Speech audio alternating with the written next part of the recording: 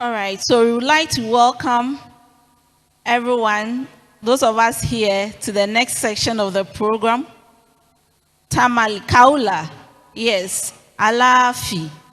Everything is cool, everything is fine. We thank God for the first section, and we are about starting the next one.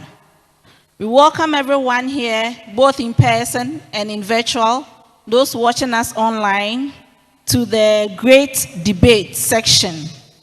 Our theme for this year's AGM, as we all know, is optimizing the pharmaceutical workforce in a rapidly evolving world.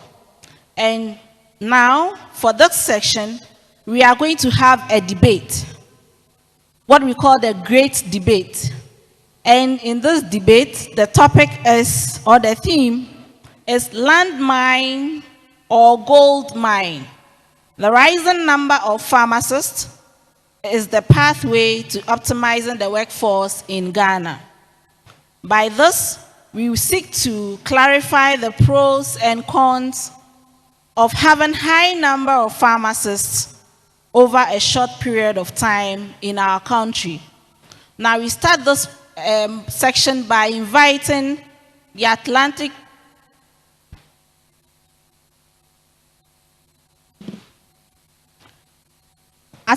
Life Sciences to give us a short presentation. Then we proceed with the introduction of our panelists. Thank you.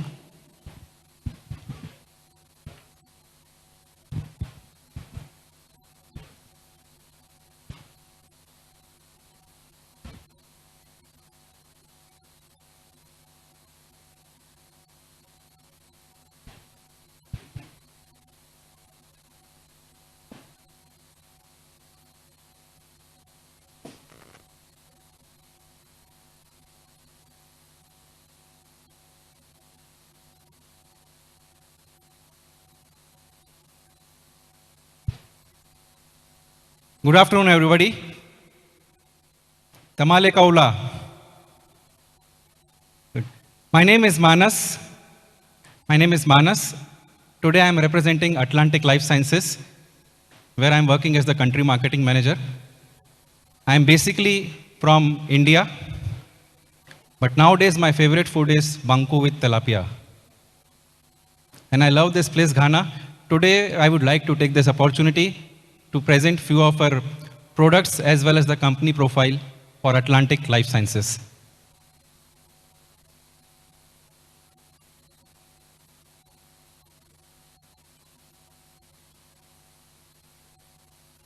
So in 2005, Pharmanova was born. It's been 17 years now. And now in 2021, we have started the new plant that is Atlantic Life Sciences, which is basically for the manufacturing of sterile preparations and based at Ningo Pram Pram. So Atlantic Life Sciences is a sister concern of Pharmanova Limited and is one of the biggest units in entire West Africa for the manufacturing of sterile preparations like infusions, eye drops, and anesthesia products. So basically what we are doing now is that Pharmanova is producing the tablets, the capsules, the suppositories, and the oral preparations. And how we have bifurcated that Atlantic Life Sciences is producing all the sterile preparations like the infusions, the injectables. Very soon we are going to come up with the vaccines. We already have the range of inhalation anesthetics where we are the first to produce locally in entire West Africa. And we also have a range of eye, ear, and nasal drops. So Atlantic Life Sciences, we are happy to announce that on 22nd April 2022, it was commissioned by His Excellency, the President of Ghana, along with other dignitaries. And we would just like to show a few glimpses of the event that happened during the commissioning on 22nd April 2022, which was a few months back, in presence of the President, along with the Health Minister, the Trade Minister, the FDA CEO, etc., important people. Now, Atlantic Life Sciences basically is a state-of-the-art plant with ultra-modern machines. For example, the machine which we use for the manufacturing of infusions is the Romelag machine, which is imported from Germany, Europe. And this machine is used for the manufacturing of infusions using a technology called blow fill seal technology, which we would share briefly in the presentation to follow. Then this is the machine for manufacturing eye drops. Then the air handling units. The water capacity at Atlantic Life Sciences is the biggest in entire West Africa, where we have the capacity of 5,000 per liter for the water for injection. At Atlantic Life Sciences, we believe in doing what patients need next. And that is why we have introduced the technology of the Romelag machine, which I was just mentioning about. And the name of the technology is something known as blow fill seal technology. The BFS, blow fill seal technology. So basically what happens that it's a completely automated process without any human intervention. It takes place in a completely aseptic area, which is called the Class A area. And also, there is no human intervention, so there is no chances of contamination at all. All the process like the blowing, the formation of the mold, the filling and the sealing, and happens in a completely automated way without any human intervention with the help of the Romelag machine. So advantages of our packaging containers: they look like a bottle, but they behave like a bag. That means, although they look like a bottle, but they are completely collapsible. They behave like a bag, they are very convenient and comfortable to use, the way you have been accustomed to using the infusions. The bottles, they are imported from, the granules which are used for the bottles are imported from Germany. But the label, the flow wrap, all those things are produced locally using the best quality virgin paper. Now these are a range of infusions. We have a broad range of infusions. To start off, the 500 ml infusions, we have got NS, RL, DNS, D5, D10, M10 and M20. If we go to the 100 ml infusions, we have got, first one is the ofloxacin infusion. Then we have the Cipro. Then we have Metro IV. We are the first in entire West Africa to produce levofloxacin locally. Then we have got Para IV. And we have also recently introduced fluconazole injection. Now, these are our infusions which are available in pouches for the 250 ml, 1000 ml and 3000 ml. For example, in 250 ml, very recently we have introduced D50, D10, 4 DNS, 10 DNS and NS half strength. In the 1000 ml, we have launched DNS, RL, NS and cholera replacement fluid 5:4:1. And then in the 3000 ml, we have got NS. So to summarize the infusions, we have the entire range starting from 50 ml to 100 ml to 250 ml, 500 ml, 1000 ml, 3000 ml and 5 liter. The 50 ml and 5 liter we are going to launch very soon, maybe by the end of the month, but rest all are already available freely in the market. Then our range of anesthesia products, we have got sevoflurane, we have got isoflurane and we have got halothane. And we are the first company in entire West Africa to manufacture locally. In fact, going forward, God willing, in March 23, we would be the only company in the entire world to produce and supply halothane across the world.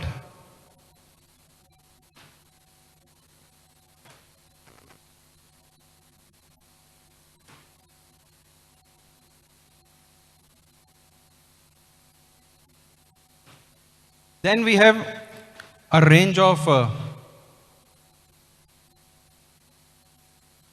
eye drops. So there are 16 different eye drops which are currently available with us. They are chloramphenicol drops, atropine, dexamethasone, diclofenac, fluorometholone, gatifoxacin with prednisolone combination, moxifloxacin, nafazoline, ciprofloxacin, gentamicin, olopatadine, prednisolone, CMC, tobramycin and timolol drops. So 16 eye drops are already available with us, which you can use for the benefit of your patients. And we are going to very soon launch 11 more eye drops. And we are also going to launch very soon a range for glaucoma. Glaucoma, which is where Ghana is the incidence of glaucoma is the second highest across the world in Ghana. So the glaucoma range that we are going to launch includes brimonidine, brinzolamide, combinations like brimonidine with timolol, brinzolamide with timolol, bimetoprost and letonoprost. Put together, we would be having a range of around 35 to 40 eye drops, which would be one of the biggest eye drops, so that which can cater to all of your patients. Our manufacturing capacity, so Atlantic Life Sciences, basically we want to serve Ghana, but our vision is to supply medicines across all the ECOWAS countries, and the capacity that we have is more than 100,000 units per day for both the infusions and the eye drops, which can easily cater to the needs of the entire Ghana market, as well as other ECOWAS countries and sub-Saharan Africa. So once there was a doctor and he asked the patient that why did you take your antibiotic medicine at 6 p.m. when I had asked you to take it at 9 p.m. And the patient replied that because I wanted to surprise the bacteria. So we wish in real life it was possible, but in real life the challenge that we are facing is the resistance to the old antimicrobials, and the new ones that we have introduced. As we have to move forward, it means that we have to move forward to the new ones. And the one that we would like to specifically highlight today is Levoxin, which is levofloxacin infusion, the third generation and the latest fluoroquinolone. And we are the first company in entire West Africa to manufacture levofloxacin locally. So Levoxin infusion is there. As we say, human beings have evolved quite a lot, and even the fluoroquinolones are not left behind.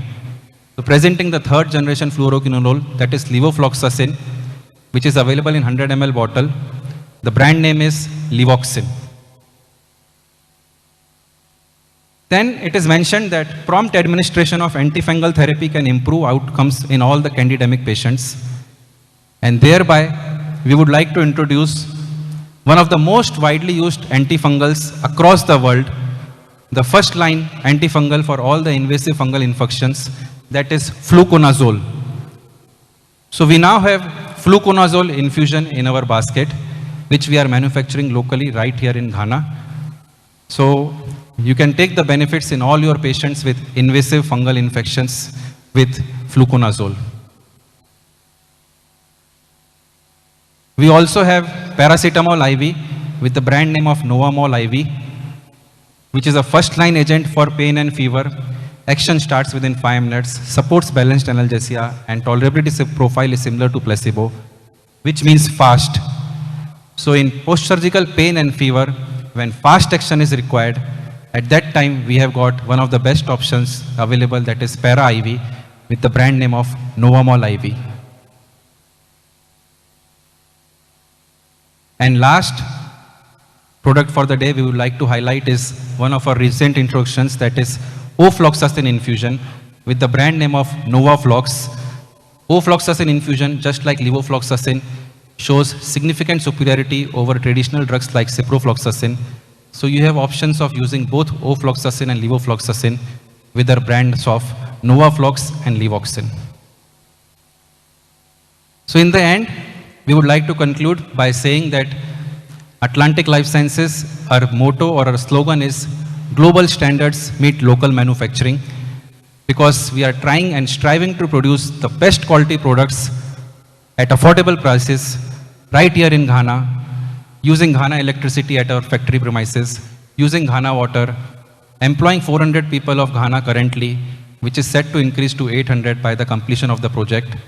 So we are trying to work for the economy of Ghana, and we would request you to patronize Made in Ghana. Thank you so much for Atlantic Life Sciences.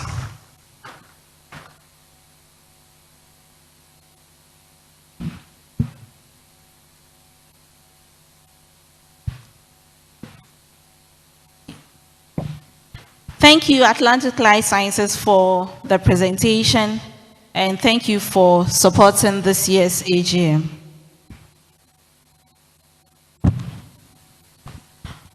My name is Mrs. Pauline Coleman, and I'm going to be your MC for this debate. As I said earlier, the theme for the debate is landmine or gold mine. The rising number of pharmacists is the pathway to optimizing the workforce in Ghana. I'll move ahead to introduce our speakers for this debate so we can start. Our first speaker has been practicing pharmacist for the past 23 years, from lecturing in Ghana at the Kwame Nkrumah University of Science and Technology, and in the United Kingdom at the University of Portsmouth and Greenwich.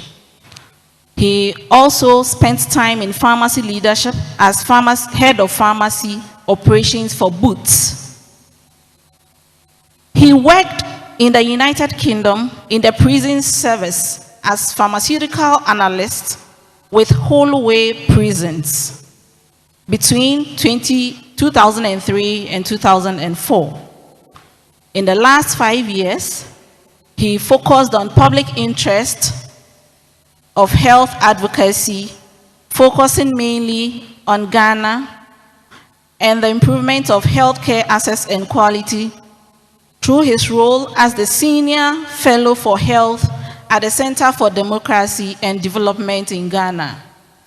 He is a member of the Pharmaceutical Society of Ghana, the Royal Pharmaceutical Society of Great Britain, and the Institute of Pharmacy Management International. He has been engaged in public speaking events globally on issues of public health and pharmacy. Fellow ladies and gentlemen, I would like to introduce our first speaker, Farm Kwame Sapon Esiedu. So, yes, please let's give it up to him. He is joining us online. He is with us online. So, yeah, we can see him on the screen. Welcome, Farm Esiedu.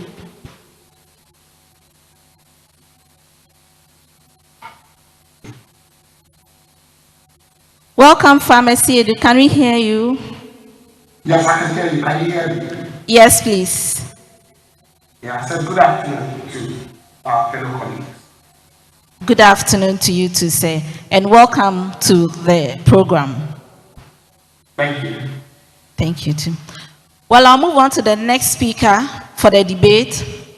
He holds a PhD in biotechnology, MBA in entrepreneurial management, Master of Science in applied microbiology, Bachelor of Pharmacy, and currently pursuing a Doctor of Public Health degree. He has been in community practice for several years across 3 different countries, Ghana, Botswana, and Canada. In recent years, he has been the manager of Kotko Pharmacy and Sobeys Pharmacy. Before then, he was a staff pharmacist at Walmart's Pharmacy in Lethbridge. He is also a certified respiratory educator, authorized to administer injections, vaccines, and additional prescribing authorization. He is the lead researcher on the project entitled Parental Asthma-Related Knowledge and Asthma Control in Their Children in Ghana, Canada, and the United States of America. He is a clinical academic colleague at the Faculty of Pharmacy and Pharmaceutical Sciences in the University of Alberta, and consistently being a preceptor for the first year and PharmD interns. He has written and published in top journals and a regular speaker on asthma, pharmacy practice, and other public health related topics. Ladies and gentlemen, our second speaker speaking against the motion is Farm Professor Victor Wuto. Please let's give it up to him. You are welcome, sir. Our third speaker, and I'm happy, is a lady pharmacist. She is in charge of the International Labour Organization's ILO project in Accra. and the National Project Manager for the Trade for Decent Work projects in Ghana. She was crucial in the development of over 100 sector-specific HIV and AIDS policies. Her experience with policy development spans her working life as USAID consultant to the Ministry of Education in Ghana and president of the Society of Women and AIDS in Africa. She has published extensively in the field of public health, social policy, and educational management. She holds a PhD in public health from the University of Ghana and postgraduate diploma in economics and industrial management from the University of Science and Technology. She has a BPharm degree and completed a coursework for a PhD in educational leadership in Florida Agricultural and Mechanical University in the United States of America. Ladies and gentlemen, our third speaker, who speaks against the motion, is Farm Dr. Equia Ofori Asumedu. Please let's give it to her as well. And Farm Equia Asumedu joins us online as well. You are welcome, Farm. Good afternoon, everybody. Good afternoon, and welcome to the session. Thank you very much. Thank you too. So the last speaker for the debate this afternoon is the managing director at the managing partner at Blazing Impact Consult Limited and principal consultant at Lead It Africa. He has over 25 years of experience in pharmaceutical industry with a special interest in business of pharmacy and social pharmacy.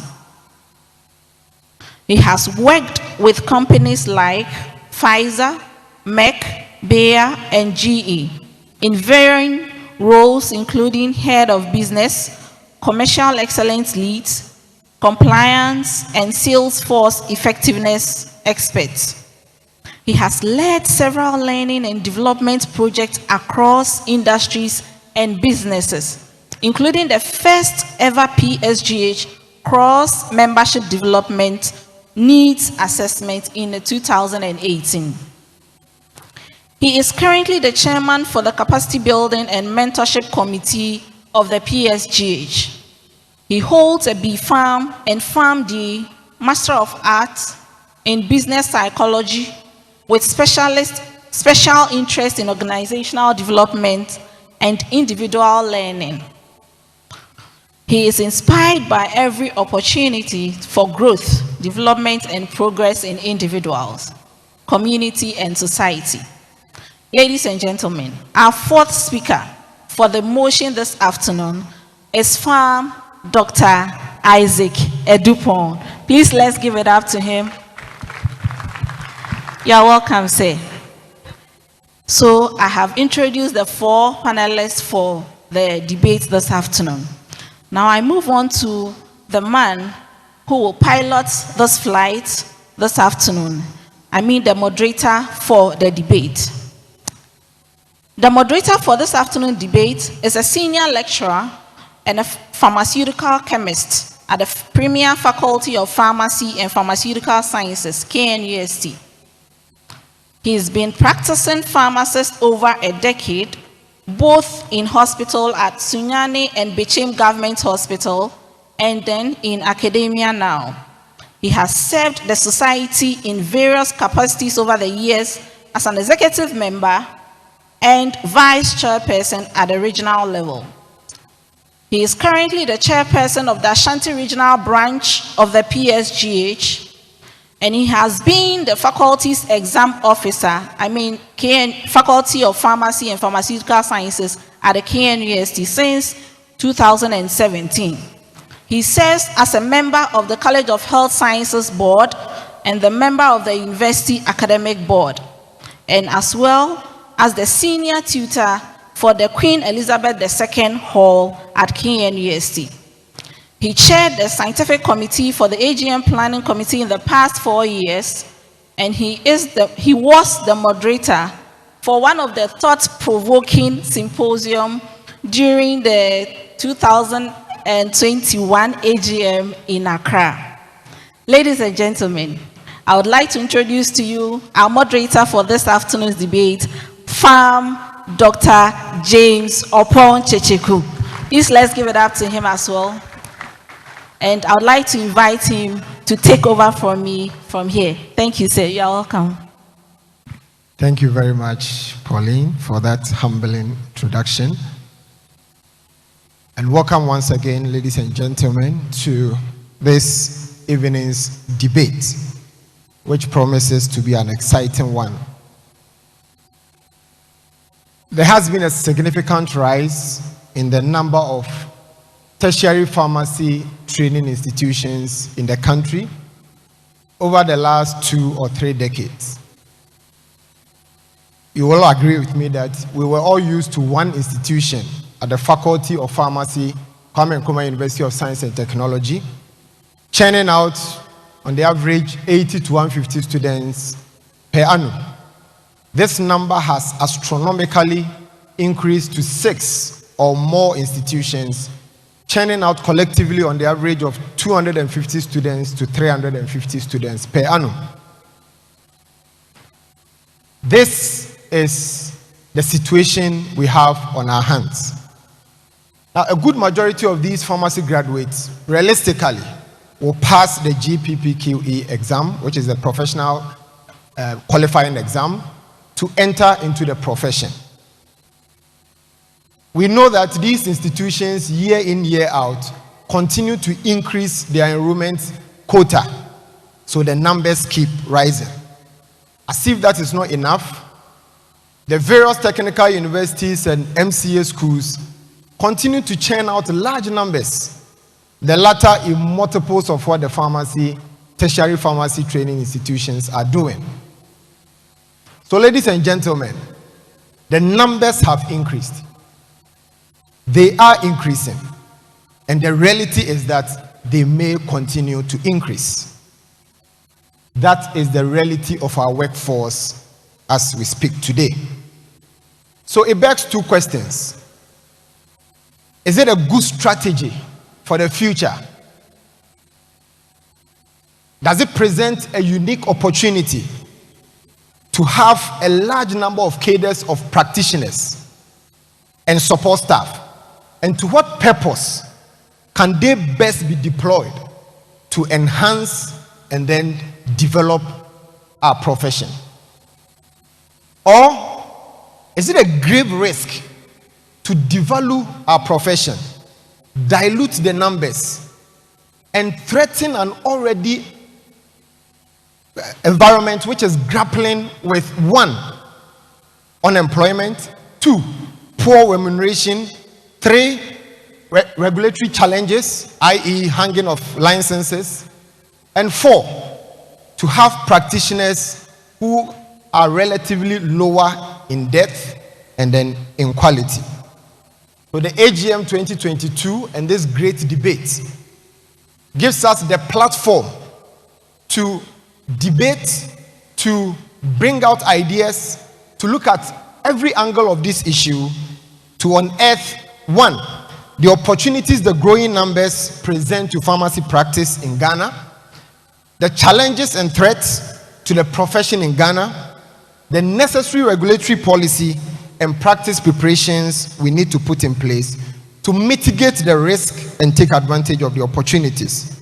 And lastly, the way forward for action to be led by the PSGH or any relevant stakeholder to make the growing numbers a blessing to the profession in the immediate, short, and long term. Therefore, once again, the motion for today's debate is the rising number of pharmacists is the pathway to optimizing the workforce in Ghana. Before we begin, I'll quickly go through the rules and then the structure of the debate. For and against will be led by 2 presenters. Each of them will be given 10 minutes to make their opening statements. After, there will be rebuttals from each of them, 3 minutes each. And then we would pose some questions from the moderator to both teams for them to react. The audience will also have the opportunity to post in their questions online, especially those who are joining us virtually. And then in the auditorium, we'll give opportunities for people to ask questions. Now, before we begin, we want to have a very short pre-debate vote. We want to see how the debate will shape our opinion before we start, and then at the end, we'll have another one.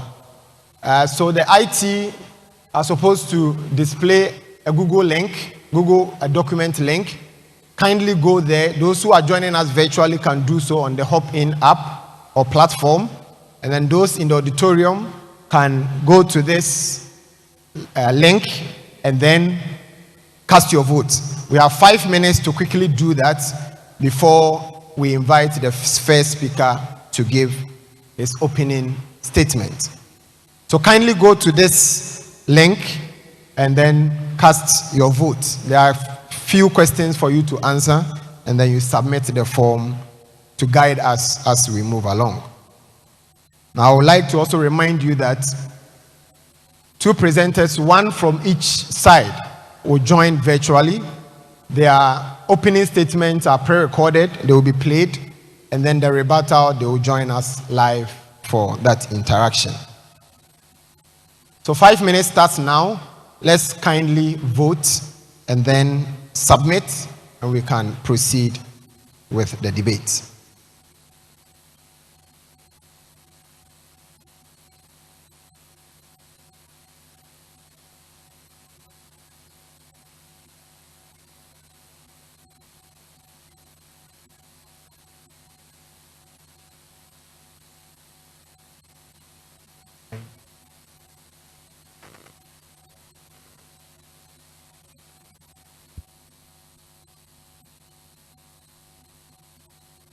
All right, so I'm informed that there is free Wi-Fi available in the auditorium, and the name is PSGH AGM Reg, and password is AGM Caps at 2022.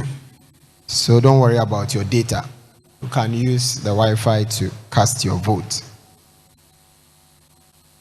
All right, so let's proceed and then start the debate, which promises to be thought-provoking, intellectually stimulating, and we hope that the ideas that will be shared here this afternoon will be the basis to start the conversation on looking at the rising numbers, whether it is a threat or an opportunity to our collective benefit.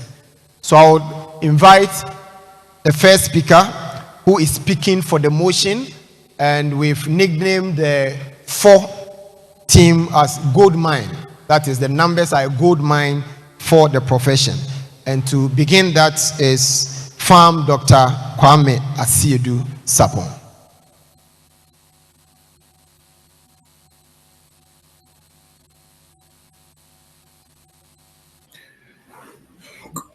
Good afternoon once again. Can you hear me?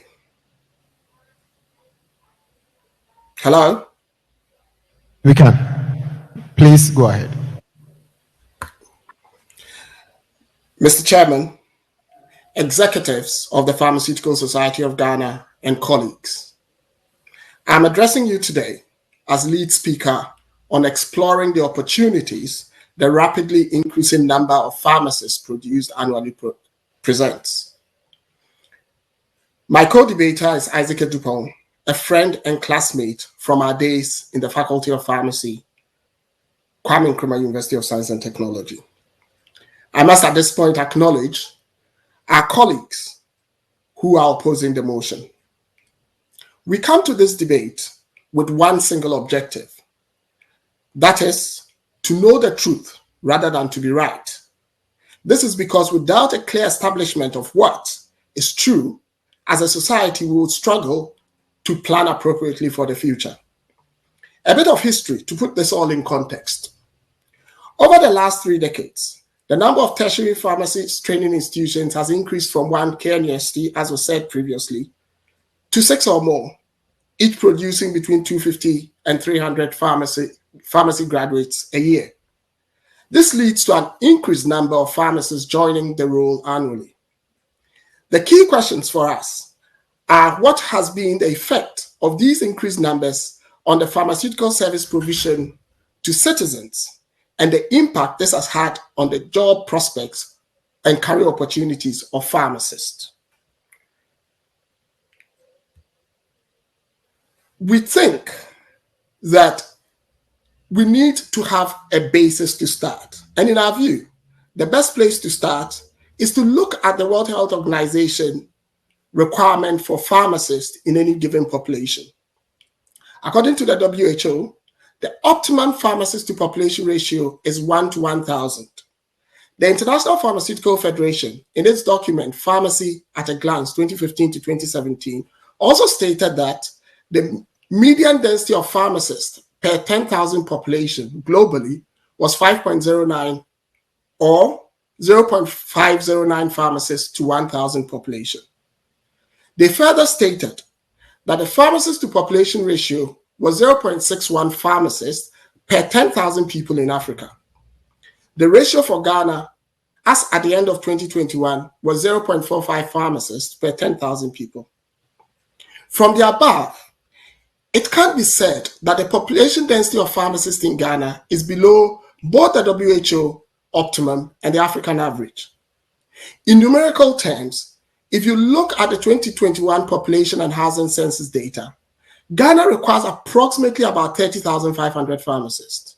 Meaning, if you look at our current professional register, the country has a deficit of over 25,000 pharmacists. Though there is a big deficit, we hear often, as we've heard at this conference, from colleagues that there is an oversupply of pharmacists in our profession. And we've heard about the technicians and MCAs and all that coming up. While stating unequivocally that this is a perception, we find ourselves asking, why does this perception exist?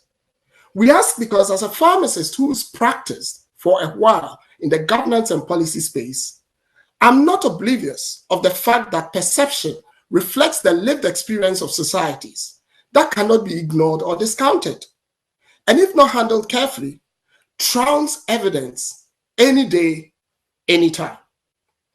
It is therefore the responsibility of duty bearers, like all of us, to ensure that the data aligns itself with public perception. It is our view that as a society, we have underperformed in this respect, and this situation needs to be addressed.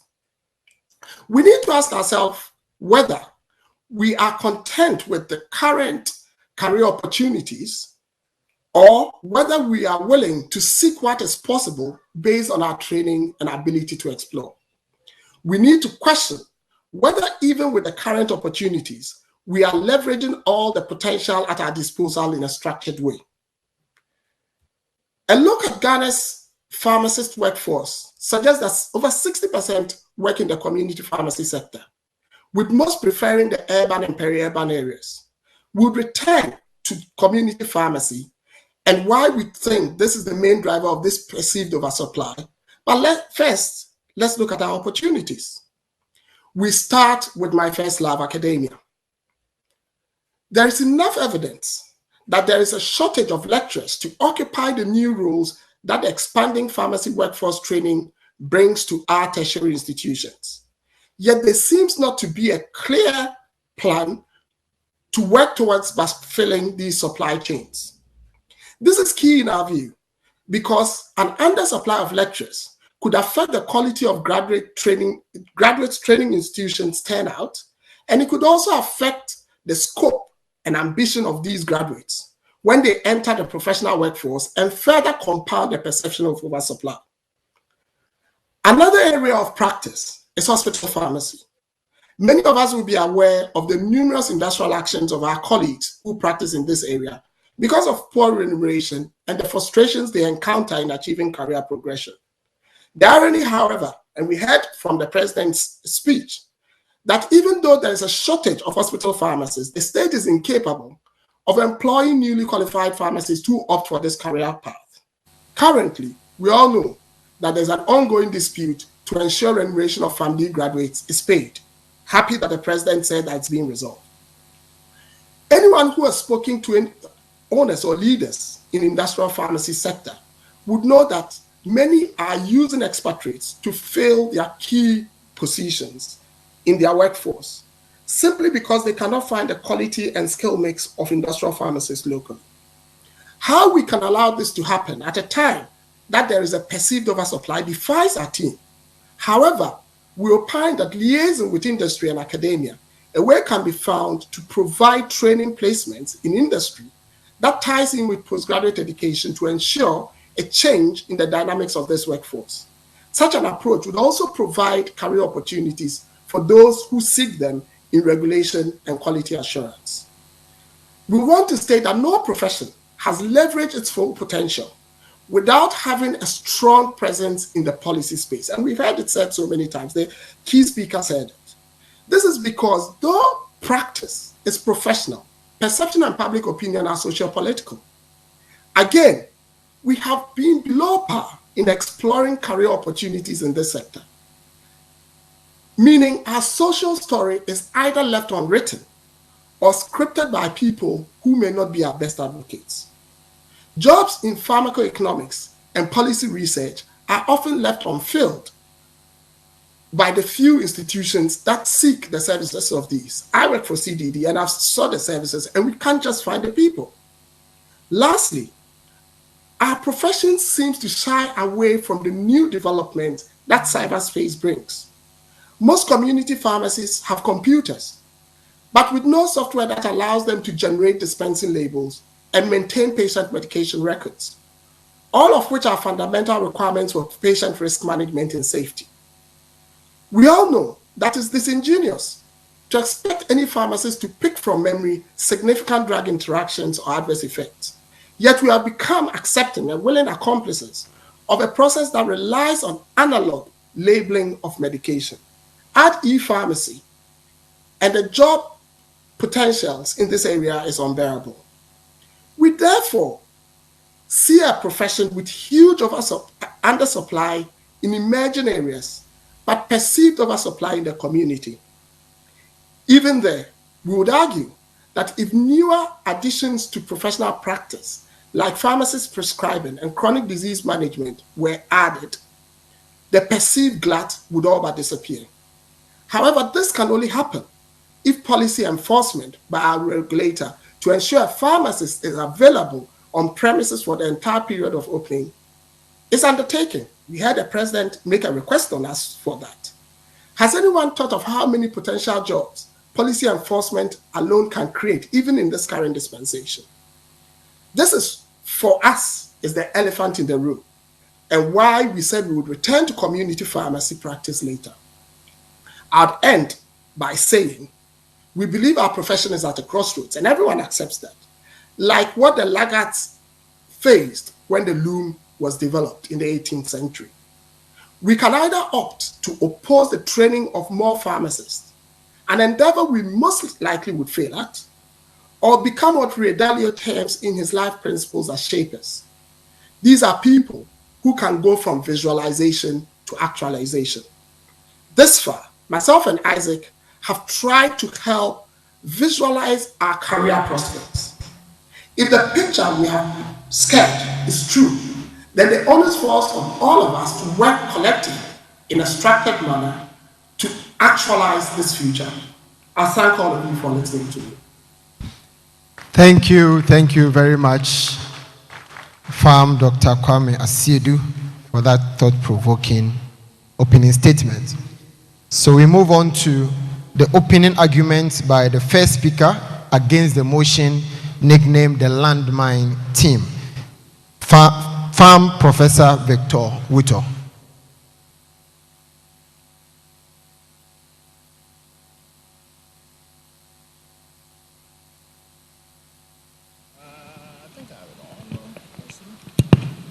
Hello?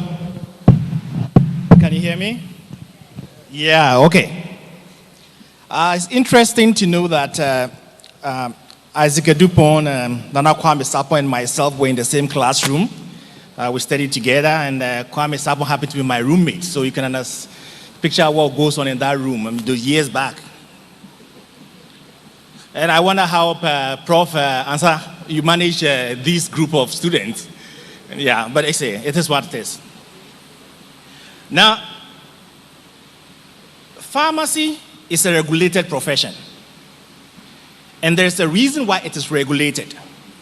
From the training in between to practice is regulated.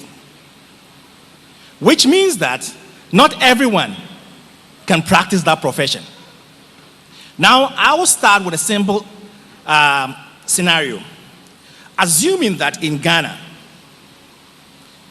100,000 people have money to buy something. I will say Toyota Corolla. That is the only vehicle available for them to buy. No other option. Now, the manufacturer of the vehicle decides that they are going to produce only 50 vehicles in a year. Can you imagine the pressure on those 50 vehicles?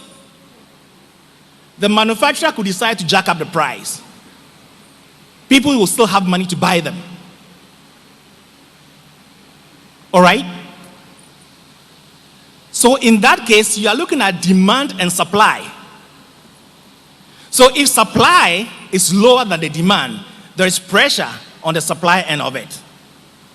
So in this case, the manufacturer could decide that I'm going to increase the price of my vehicle, knowing very well that people will still buy them because they have the money and they don't have any other choices. Flip the coin. If the manufacturer decides to produce 500,000 vehicles and there are 100,000 people to buy those 500 vehicles, you can understand what will happen in that situation. At the point in time, it could be buy one, get one free. Because the vehicles are there, nobody to buy them. This is how we are looking at this situation as we see it. We could make a case that the ratio, the farm population ratio, 1:1,000 is what is expected in the world. And I have a question for you. What is the GDP, our debt to GDP ratio in Ghana?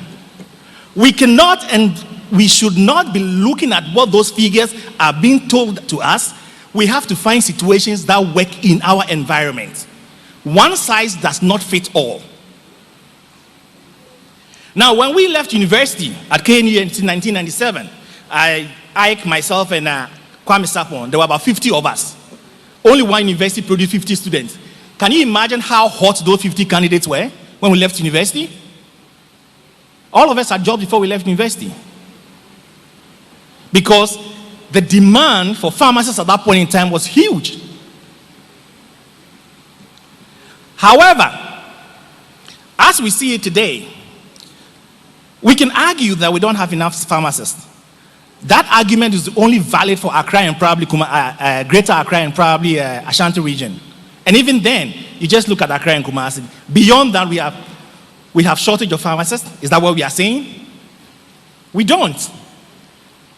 Now, if, typical example, now the dollar to the CD ratio is fluctuating and it's making business difficult.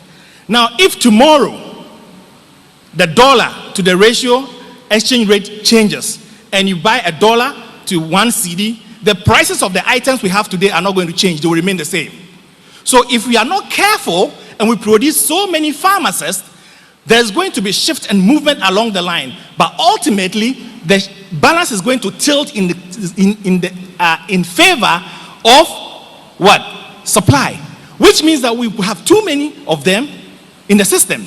If you have too many of them in the system, the employer or the people who are going to employ them have the advantage over us. So at a point in time when we are trying to balance it out, the advantage has already gone against us as pharmacists. Now, if, as we stand today, we didn't have enough pharmacists in the system, I do not believe that PSGH will have to come out with a salary or wage for pharmacists. The market will determine our prices. It's because we have too many people around, not ready to get jobs. Talk to the young ones who just left university. Some of them are frustrated because there are no opportunities for them. There are too many of them in the system. That's what we believe, and that's the reality on the ground. You can pick the data and play with the data, but that is the reality on the ground. As it stands today, there are about 4,000 or 5,000 pharmacists ready in Ghana. We are expecting that in the next 4 or 5 years, about another 5,000 to join the workforce. How many years have we been training pharmacists in Ghana? We have 4,000 up till now. In the next 5 years, we're going to produce about 5,000 more. I strongly agree, and I believe that PharmD is the way forward, is the future of the profession, and we need to protect it. But I believe that we need to protect it and protect it wisely. The ratio as of today with pharmacists to population ratio in Ghana is about 1 is about 6,000. Yes, that is not acceptable, but that's the reality. But the question you ask yourself is that what will help in our situation, or we have to try and look at what happens in other countries?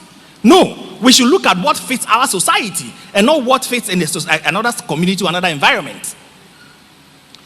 Yes, there are several vacancies that we could explore to get people employed. I do agree with that. But the question I have for you is, do we have the policies? Do we have the regulation? Do we have everything in place to employ these graduates? No, we don't. And we have not taken any step to correct some of this thing so that when they're out of school, they have vacancies to go work. We haven't. If we had it, I wouldn't be speaking against this motion, but we don't. Look, I want to quote this guy, Professor James Daniel. He was of the view that what we are talking about today happened in some other countries. All right?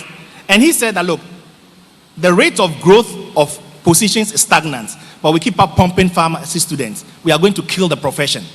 If we continue in the direction we are going to kill the profession. Now, let me tell you something. This is not new. I'm going to use an example from Canada, not because I'm saying that Canada, everything about Canada is right, but just so that we don't invent the wheels. Now, in 2019, the government of Canada, the Labor Department, told us that we're going to have about 16,000 pharmacists produced between 2019 and 2028. 16,000 pharmacists will be produced within that period of time. However, we will only have about 13,000 pharmacist positions. Purely based on the fact that we know the number of graduates coming out of universities, we know the number of immigrants entering the system. And this was a problem for all the stakeholders in the pharmacy environment, because every time you have a surplus of professionals, there's a problem. So the stakeholders had to get together. The universities, the pharmaceutical societies, the regulators, and some students came together. And they decided that they were not going to allow this to happen, so they had to regulate the number of graduates coming out of the universities. A few steps that were taken to correct this were: one, no university was going to start producing any more pharmacists, no new pharmacy schools in Canada, until we know exactly what is going to happen. Number two, we had to make PharmD compulsory so our students stay in school for 2 more years.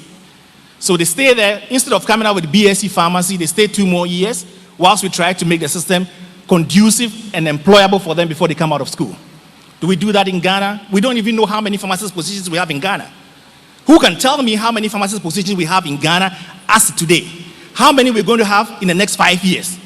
And if we don't even know how many positions are going to be available in the next year, the next 5 years, what guides the number of pharmacists we are producing? What ratio are we looking at?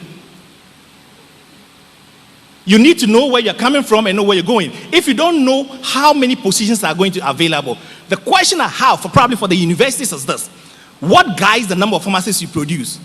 Why is it that KNUST is producing 250 and not 50? And why is the council in agreement with that? Do we know what we are looking at and what we are looking for? You cannot continue to produce because probably it's just a cash cow. I'm sorry to say, but probably that's how it is. You just produce the students, you produce them because you know people will take the courses. You're just producing them to the detriment of the profession. That's the no. Now, another step we took to control to prevent surplus of pharmacists being produced. Am I 10 minutes already? Almost. Give me a minute, I'll be done. All right? We decided to to make it difficult for international pharmacy students to practice in Canada.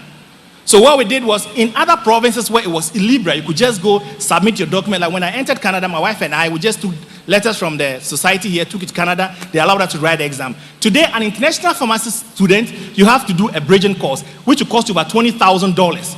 These are all steps which are used to prevent people from entering the market. Because we needed to regulate the profession. You are not going to allow 3,000 extra pharmacists into the market. One, you are going to dilute the profession. The wages that are going to come down will be very low. No profession is going to allow that.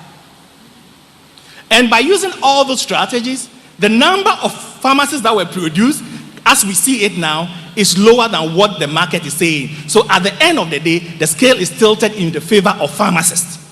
And this is what I strongly believe we should be looking at in Ghana, and not just producing pharmacists because probably the universities can do whatever they like and the regulator is happy with it.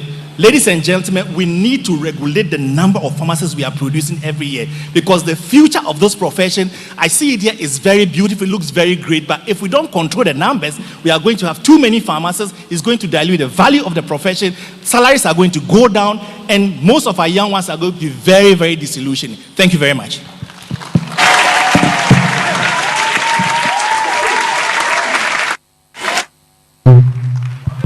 Thank you very much, Prof. Wuto, for that passionate presentation. Once I hear KNUST and numbers, I always see that Reverend Professor Charles Ansan will laugh and smile. Yes, he understands why I'm making this comment. All right, so let's move on to the supporting arguments. Again, we go back to the gold mine. That is those four, the motion. So we call on Farm Dr. Isaac Dupont to also do 10 minutes of a supporting argument. Sorry.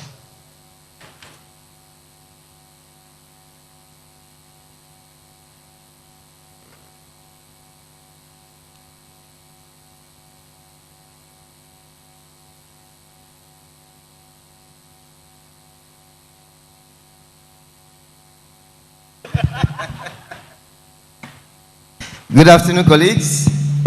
Yes, what you saw Professor Wuto just do, that's what he used to do in class.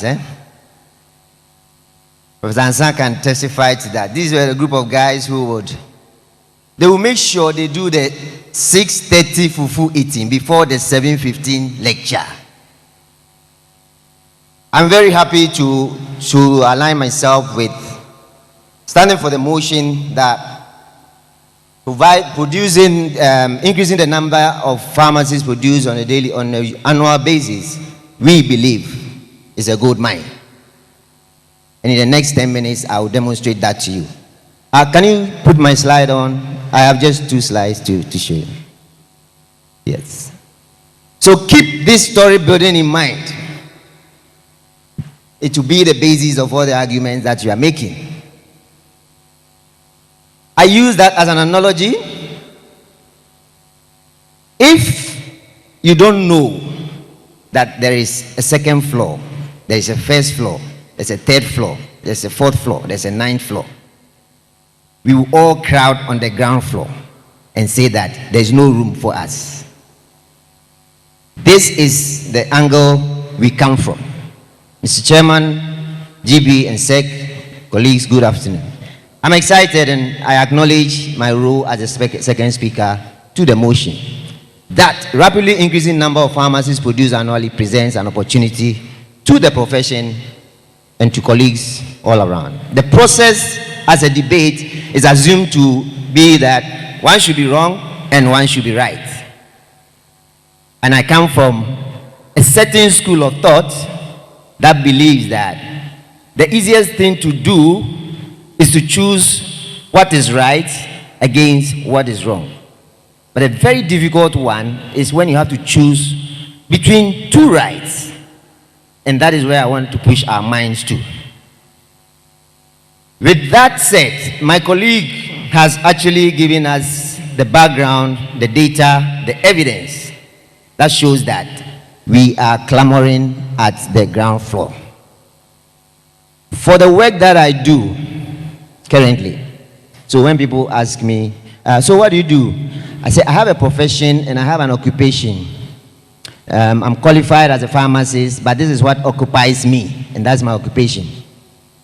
For the work that I do currently in terms of development, I get in touch with a number of freshly graduated pharmacists, and a few things that comes across to me I want to share with you.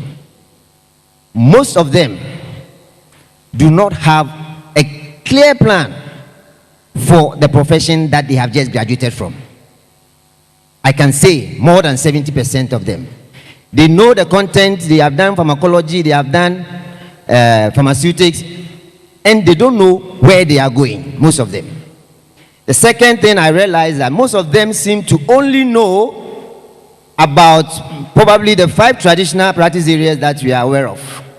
And in fact, you have to become a member of the PSGA to acknowledge that there are 5. In school, probably you are only restricted to 3 or 4. It's community, hospital, and sometimes when the reps come and drive their cars, you see something, okay, this one too is a pharmacist's job. This is the second part of my observation, Mr. Chairman. And even in these practice areas, there seems to be a feeling of inadequacy for these fresh graduates to occupy positions beyond what they already know. And that is the other flaws that I'm painting to you. So to most of them, they are either not aware or they are not adequately prepared to take up roles in the lesser known areas, or even in the areas that they know they are limited in certain areas. When I came yesterday, I decided to do a little poll. So I meet people and I ask them, so what do you do? Where are you? I talked to, I think, 12 people. I don't know, coincidence or as it may be. 4 of them, hospital practice, 3 of them, community practice, and the other 5, they mentioned some things, the things they are doing that I've never heard about. Okay? But they are there because they are pharmacists. And a few of these give us reason to believe that we seem to stick with what is. And it's understandable because that is what we know. Refusing to think of what could be. This is the second floor, the third floor, the fourth floor. So if we decide that, as for us, we are too many on the ground floor and we are not ready to move to any floor, it's okay. Just remember that others are moving and a time will come you will not fit into the system. So the WHO figures, and my colleague was saying, okay, data from other places, let's do what fits our system. So in one breath, we should not consider the data. In another breath, we should not reinvent the wheel because some things are being done. Purely understandable. This is the choice between right and right, as I've just said. So the questions I ask, why do these traditional practice areas seem not to provide enough job avenues for a fresh graduate, for example? The second question, why don't they seem to have any insights or awareness of what else apart from what they know? And why do they seem so limited and inadequately prepared for other areas? It is on this basis that I think we have a few recommendations that we can make. I'll be very quick on that.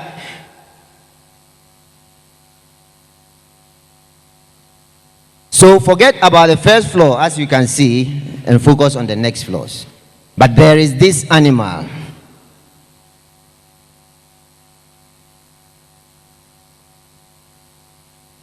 It's technology people. Can you go back to the next slide for me? Yes. The 5-headed monster. These are the stakeholders that are going to move us into the space of what could be. We can acknowledge that the problem is bad now, and I don't think the choice is for us to say this is where we will stay. So we have a few recommendations for these stakeholders, and I think the bigger chunk of it comes to the training institutions. In the short term, we believe that our first attempt is to evolve the dynamics of what we already know. So if you take community pharmacy as is being practiced now, we think there are more than enough things that can be done to open up the space on the ground floor. If you take a rep job, for example, if you are in school, all you know is that they move and go to doctors and talk. But from my experience in the multinational, I can tell you that there are more than 10 other options within multinationals. When you are in school, you will not get to know about this. And so when you get out, it feels like there's not enough job. And we believe that that should not be the case. So for the training institutions, that's the universities and Ghana College of Pharmacists, I'm making reference to the thematic speaker this morning. It was very clear. I think he should have stayed to be on our part. Clearly that the ground floor is full. So if you target the ground floor, you will always say, we are too much. So the opportunities are there. We recommend a re-engineering of the curriculum to align and meet contemporary market demands that will adequately and equally emphasize other, in quotes, neglected areas of practice. Policy is a big thing. I was sitting with one young lady there, and he said, oh, you guys do the capacity building thing. Antimatter, how did she get there? So do you know about policy? He said, Antimatter said it. It is when Antimatter said it that he's realizing there is space in policy. I'm just using that as an example. So a realignment is important. My colleague mentioned about just producing, and because of either monetary incentive or something like that. I wonder if the schools, for example, do post-qualification job audits, just to find out who is where, which place is occupying, like accommodating our people most, which places are not being occupied. If we seriously do an exercise of such, we will be shocked at the first floor, second floor, and the third floor. So we have a recommendation for the PC, that is the regulator. We believe that from what we have said, when the schools have to change curriculum, when they have to re-engineer, they do so in collaboration with the regulator. And so we suggest the regulator align with the schools with the re-engineering exercise. And also in that tandem, re-engineer the house officer, housemanship, right? So it is, you either go to Kolebu, Kovanoche, or 37 or Ridge, and that is it. How are people able to expose and get experience of these other first, second, third floors that we are talking about? Effective regulation, we have talked about it. The PSGH as a professional body has a duty to fulfill. I will take the last part. So anytime we come to AGM, there are a certain group of people, when we break out into practice group, they are just wandering around. They don't have anywhere to go. So how would a young pharmacist know that there are other groups beyond these 5? In fact, if you take GOSPA, for example, government and hospital pharmacists, 90% of GOSPA agenda is hospital issue. Our colleagues in government as pharmacists, administration, regulatory, how often do their issues come to board on GOSPA? So if I am in GOSPA and they are discussing, that is my view, and I'll be on the ground floor. We encourage or recommend for the PSGH to have a structured, organized alignment with the schools. So the schools will be there and thinking what is needed there. We think that the PSGH can do something. Thank you very much. My last point will do the 30 seconds. That's your cue. We recommend for individual colleagues, we also have our responsibilities. The employer does not pay you for what you do. He pays you for the value you bring. And the value is with you. So when you get a job, prove your value. The recommended base rates of something. Some people receive less, some people receive more. There is something in the individual, what he brings to board. Thank you very much. Thank you once again, Team Goldmine. So we move on to the last speaker who is speaking against the motion, Team Landmine, and also has 10 minutes within which to do that. After her, we would have a break, a video presentation by Atlantic Life Sciences, whilst the speakers prepare their rebuttals. So we move on to Dr. Mrs. Akuya Ufori Asumedu. Kindly take over.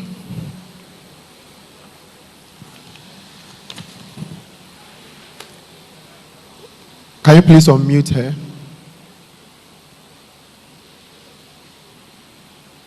Okay. Good evening, everybody. Can you hear me now? Yes, we can. Hello? Yes, we can hear you. Okay, so I believe my 10 minutes. Yes. I'm saying that I think the people who are speaking for the motion have rather spoken for us, because everything they said was futuristic and actually upholding the fact that pharmacists are too many and they need to be retooled. I'll just go straight to my points, which have been made very, very easy.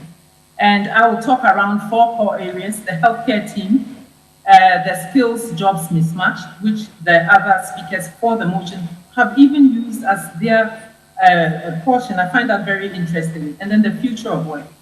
I wouldn't belabor the issue of the healthcare team, because we all know that the healthcare team is made up of physicians, registered nurses, physiotherapists, pharmacists, etc. It has been said that if doctors are the brain of the team, then nurses are the heart of the hospital. So nurses do patient-related activities, they provide care, administer medication, and coordinate health matters. So what does the pharmacist do? Well, according to WebMed, a pharmacist, and I don't want to preach to the choir, but I will have to say it here, a pharmacist are healthcare professionals who specialize in the right way to use, store, preserve, and provide medicines. So we all know this. Now let's come to the reality of the issues. I will go straight to skills job mismatch. What is expected is what they are talking about. We are talking about their reality. The role of the pharmacist is to provide pharmaceutical care by a licensed pharmacist, to optimize the therapeutic outcomes of a patient's medication, and strong patient educators and patient coaches. What is the reality? We read prescriptions dispensed, stick labels, pour dispensary items, manufacture, distribute, and then have a limited perception. Other healthcare professionals have a limited perception of us and therefore refuse to give us the privileges. You can be called PharmD, doctor, this and that, but what is the privilege you are given? It's like saying respect is earned and not given. You cannot force yourself into respect. Our training. Now, there is PharmD at KNUST, but other universities continue to churn out BPharm. The previous speakers, who I'm a bit befuddled as to why they are even making our case, were talking about the fact that PharmD pharmacists have to sort of specialize. There are other floors to go to. A PharmD is a pharmacist who's trained like the usual way, but specializes in other areas, like clinical areas. So that is the ideal. The pharmacists who assist in achieving goals, specialized pharmacy services, mental health, oncology, palliative care, organ transplant, and so on. This is happening elsewhere. But what is here? PharmD trainees are exposed to advanced professional practice and experiences. Important factors influencing reforms include health systems, demand for village dispensaries. This is from the School of Pharmacy website. However, what is the reality? Minimal collaboration, competition from people like even chemical sellers. The environment is not even conducive for the pharmacists that we have produced. And what breaks my heart is the MCA. I am part of the team that wrote the MCA program, because hitherto you would find somebody's wife, their child, even a nephew, niece, sitting in a pharmacy selling medications. We said, no, let's up our game a little. And now they have metamorphosized into a creature that we do not understand. And pharmacists, because their own self-perception may be low, I have seen online a pharmacy school advertising an MCA courses. Do you want to be a pharmacist, a practice in the pharmacy area, and in 6 months, for both locals and people in the diaspora? How do we even perceive ourselves if pharmacists trained in Ghana can do MCA programs that purport to be pharmacy related? Those of us who wrote the program said this program is just a program to get people to clean shops, face up, assist the pharmacists, because regulation is also lacking. Now, my colleague talked about demand and supply. The evidence-based distribution of services is what other jurisdictions practice. For us, what is the reality? No real-time data. Pharmacy is practiced based on economic ability and structural availability. A new set of shops go up here, quickly you go and pay your rent, you ask council to come, you are given the license to operate. There's nothing wrong with that, but is it evidence-based? People have money, they open the pharmacy, they take a license, hang it on the wall, and the pharmacist is off somewhere else. Why would pharmacists be doing this? How many doctors hang their license on the wall and move to do what? It is because they don't have anything to do within our sphere. Reforms around pharmacy go a long way. We have started from certificate of dispensing with dispenser in training at Kolebu, 1880 to 1942.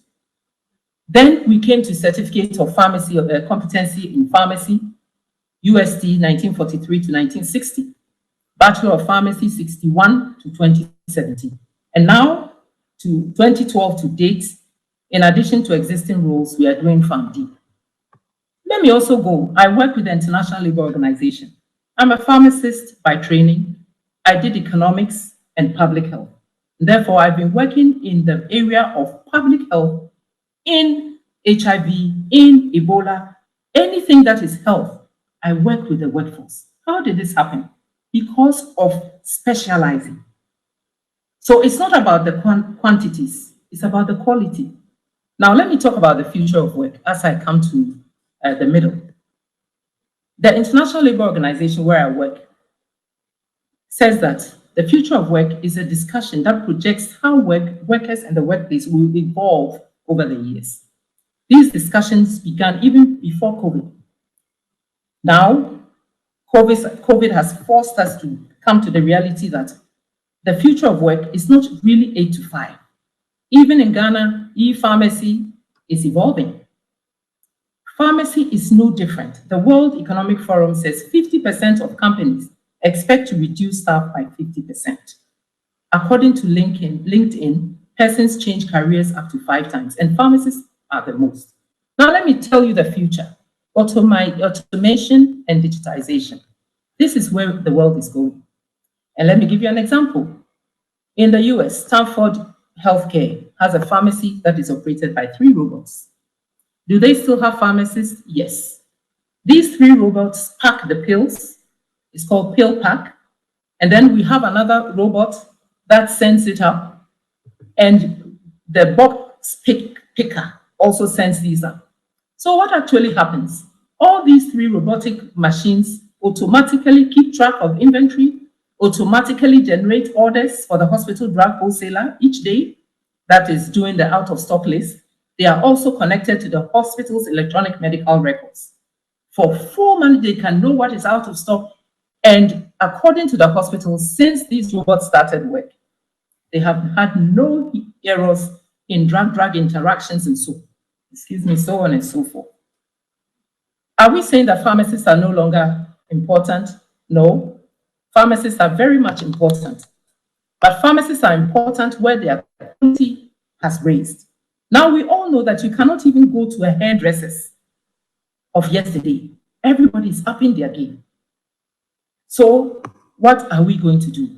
Churn out more numbers or have quality pharmacists? Certainly the profession has a future. I would argue that pharmacists are not really seen as authority figures the way we want ourselves to be seen as doctors are.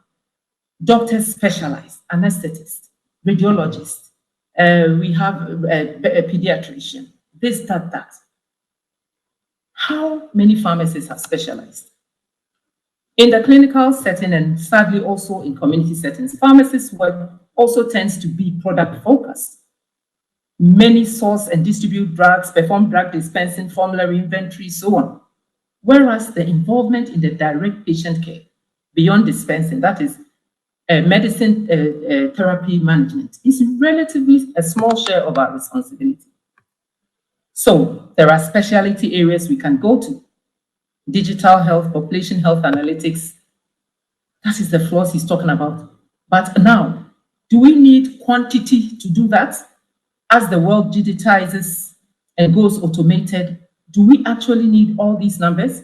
I will invite you to draw the only logical conclusion based on the evidence before us. That it's not about quantity, but quality. And even those who are speaking for the motion agree with us. Is there a direct corresponding change in the professional practice laws and regulation to enable pharmacists contribute fully to healthcare? Does the depth of your training, even as we sit here this evening, reflect in a quarter of what we actually were trained to practice? Does the other healthcare professionals' training reflect what they practice? The context should be specific and not driven by historical experiences in more national and national expectations, but on educators, academia, regulators, and their ability to influence change. For the pharmacists to be extended the privileges by law, policy, and training as part of the healthcare team. So after asking yourselves these questions, there is only one logical conclusion to the question of the day, landmine. That is, less pharmacists, more specialization, more conducive environment, or gold mine. More and more and more, the status quo remaining. It is more important that as pharmacists, we need to do what we have been doing since. Is it important that as pharmacists we continue to do what we've been doing since the time of Pedarius, Dioscorides, and the time of the apothecaries? I rest my case for now. Thank you so much for listening.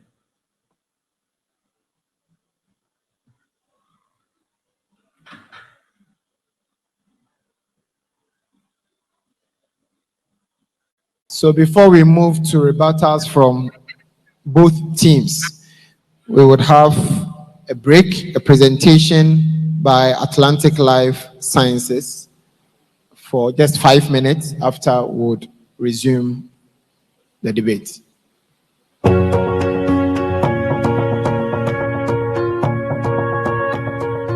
Atlantic Life Sciences is a company which produces various sterile products like infusions, injections, eye drops, and anesthesia medicine. Pharmanova is a Ghanaian pharmaceutical manufacturing company, and Atlantic Life Sciences is the sister company of Pharmanova Limited. Pharmanova produces tablets, capsules, syrup, and a suppository. This factory was commissioned on 22nd April 2022 by Our Excellency the President of Ghana.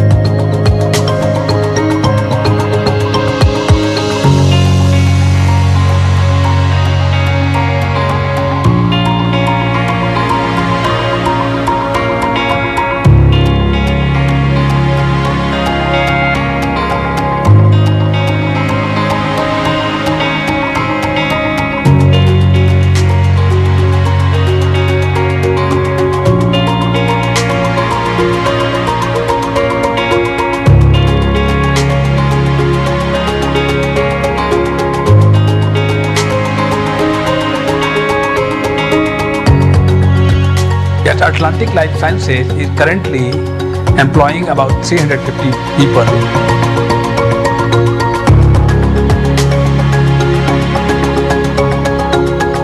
And by the completion of the entire project, I hope we'll be having about 800 people working with our company.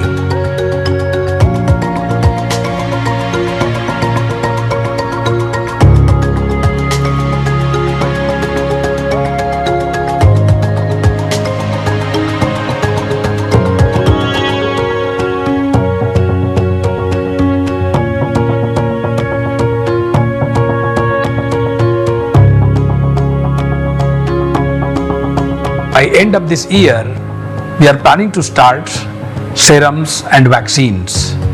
To the first phase, we have a plan to produce anti-snake serum, then the anti-rabies and anti-tetanus. We have also put up a solar system to produce 1 megawatt of electricity at our premises. We have also put up a training center for the students, for the academia. At least we can host not less than 100 students at a time, and then we can have a training for our product, what we are manufacturing, management of the snake bite and other systems in our factory premises.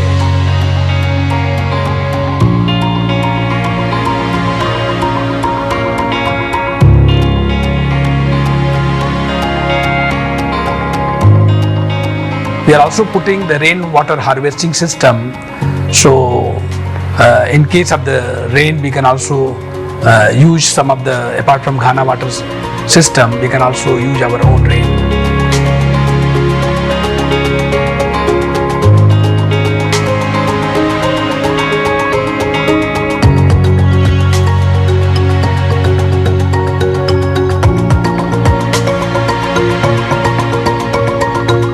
Currently, our factory is producing very large quantity of the various product, and we will appeal to all of us to see that when such products are produced in such a high environment, high standard environment, we should patronize made in Ghana product. Also, we want to add that Ghana FDA is also having maturity level 3 recognition. What that means that product made in Ghana is of very high quality and in very high stringent regulatory environment. So we will encourage that people should patronize our product which is made in Ghana.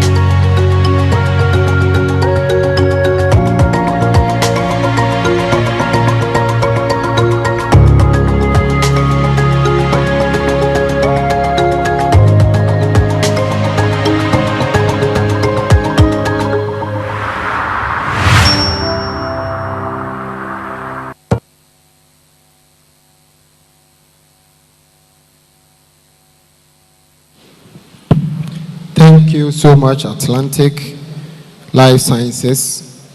So we move on to the rebuttals, and we start with the landmine team. To begin with, Farm Professor Wuto will take the lead. After, we will hear from Farm Dr. Kwame Asiedu-Sapong. Hello. Thank you very much. When you listen to my colleague, Isaac Dupont, he made very fantastic recommendations. If this is done, this will happen. If this is done, this will happen. If we do this, we can move from the ground floor to second floor, third floor, fifth floor. All right? The reality on the ground is that we do not have the policies in place. We have not even taken the first step to make those conditions such that we can absorb the number of people coming out of the universities. It's just like a gentleman telling his friends that I'm going to have a baby boy in 2 years' time. 1, you don't have a wife. 2, you know your POP is so thick that when you see a woman, you're running away. You've been saying I'm going to have a baby in the next 2 years. It's 1.5 years. You don't have a girlfriend. Where and when are you going to have the baby? We are not talking about adoption. You see, what they are saying is futuristic. And I agree. If all those conditions were met, I would not be speaking against the motion. Because we would not have any problem with the number of graduates coming out of the universities. We will have ready-made jobs for them. But that is not the reality on the ground. We cannot say that we are speaking as it stands today, that we have too many problems to warrant the production of too many pharmacists. Let's fix the problems, or let's have policies and legislation in place to address all those problems, and then we can go ahead and produce as many as we want. But until that is done, I'm sorry, we are going in the wrong direction. We are going to kill the spirit and the soul of this profession.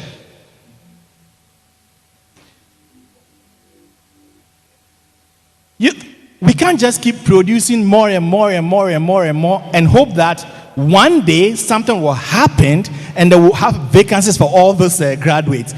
That is the living legend mentality, inshallah, nyamenya hene mentality. No, we don't go that way. We believe that we need the policies in place, we need all the structures in place, we need the legislation. Even pharmacists giving injection in Ghana, how many months, how many years did it take us to get this far? And we are thinking about pharmacists becoming prescribers. Let's be realistic.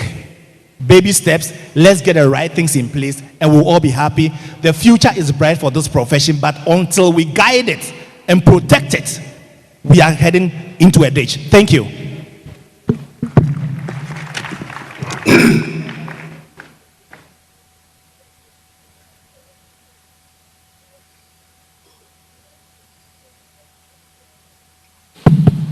Thank you very much, Professor Uto. We'll move on to Farm Dr. Kwame Asiedu. 3 minutes for your rebuttals. Thank you, everyone. Interesting conversation. I find a lot of things that both Equia and Victor have said funny. And that was why I said we're at a crossroads where we can behave like laggards. And anyone who's read the story of laggards remembers when the looms were manufactured, they went out to actually destroy the looms because they felt that weaving of cloth and milling was going to make them poorer. In actual fact, all the data eventually pointed out that the looms created more jobs and the laggards failed. We find ourselves in a position where we are not even the person who awards credentials to universities for courses. So we cannot stop. You see, we cannot stop this. The next thing I want to go to is one thing Victor said about what happened in Canada. I just checked as he was speaking, what is the pharmacist to population ratio in Canada? Canada has the highest pharmacy population ratio in the world, 11.09. It's even higher than the WHO optimum of 5.09, as the FIP says. Ours is 0.45.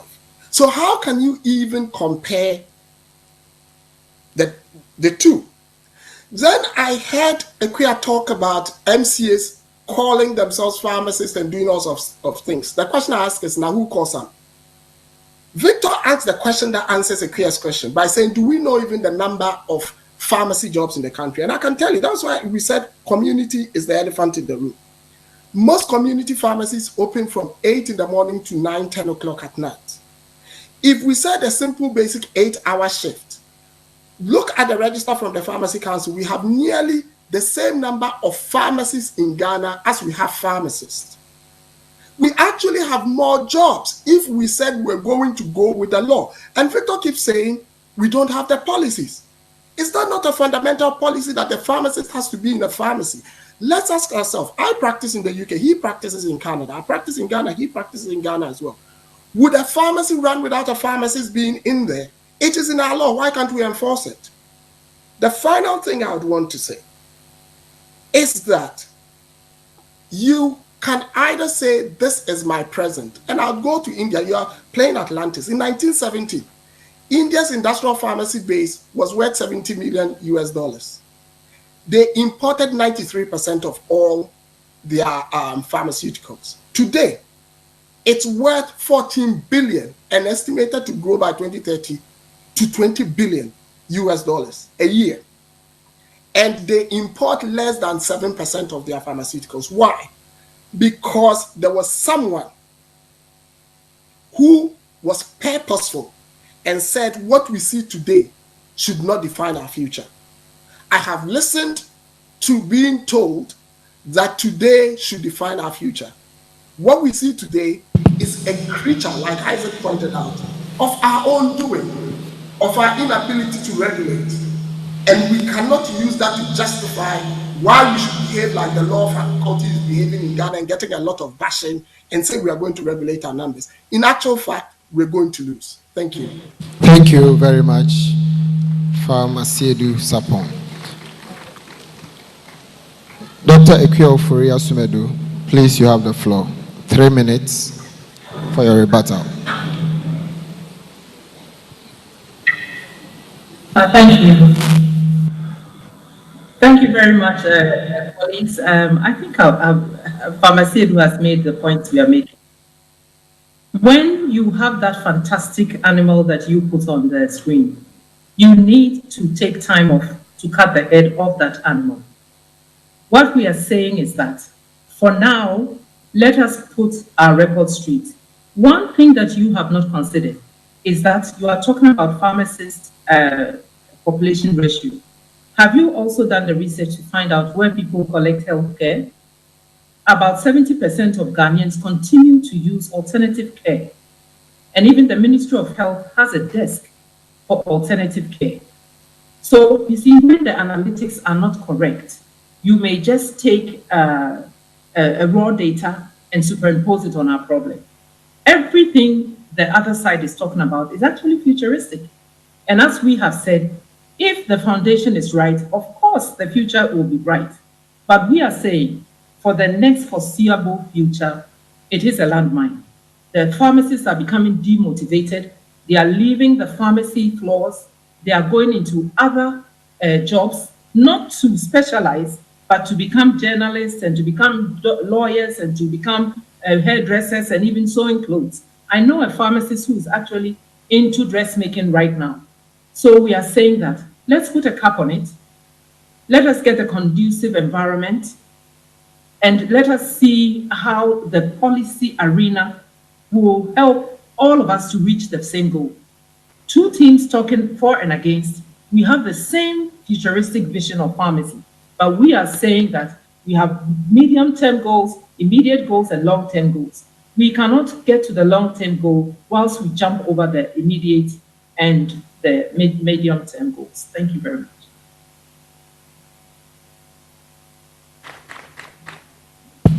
Thank you very much, Dr. Sumedu. At this point, we'll pose some few questions to the team, and for want of time, oh, sorry, Dr. Dupont, last speaker, so 3 minutes. I'm in a hurry.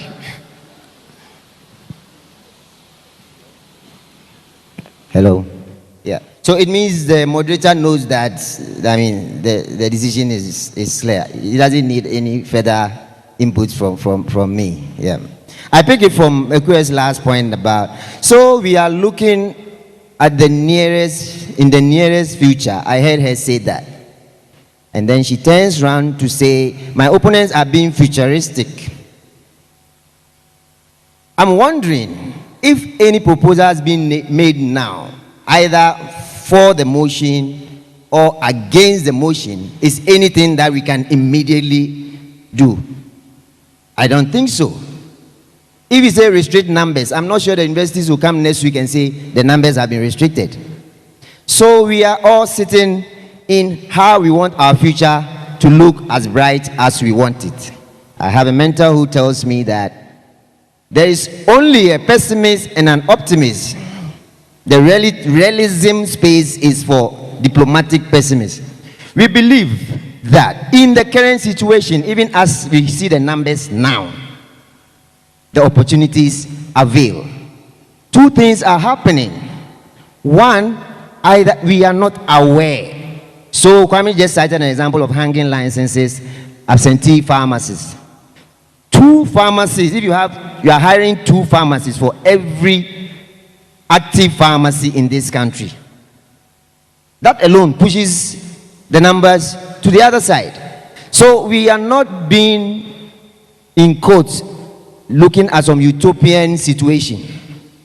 We have made a case for the fact that if we look at what we already know, there are spaces in there. It's only that either we are not prepared as in adequate training, or we are not aware. That is all that we are saying.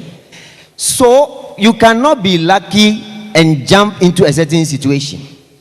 They say you are only lucky when your preparedness meets the opportunity. So we will refuse to develop ourselves, we will refuse to develop and evolve our system, and then the opportunity comes and we are not ready because we wanted to be realistic. This is where we come from, and I think that will be my last statement, to say that the opportunities avail now. It's only either we are not aware of it or we are not adequately prepared for it. Specialization, for example, if you are mentioning it, you are moving to the next floor. So you're actually speaking our language. So thank you very much, and that's how I'll end my rebuttal. Thank you very much. Thank you so much, all our speakers.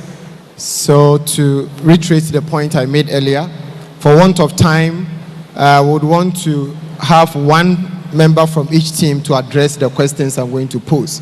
So for gold mine, I will not be wrong to say that Prof. Futo will do that. And then, landmine, and then gold mine, Farm Asiedu Sapon will do that. Are we okay with that? All right.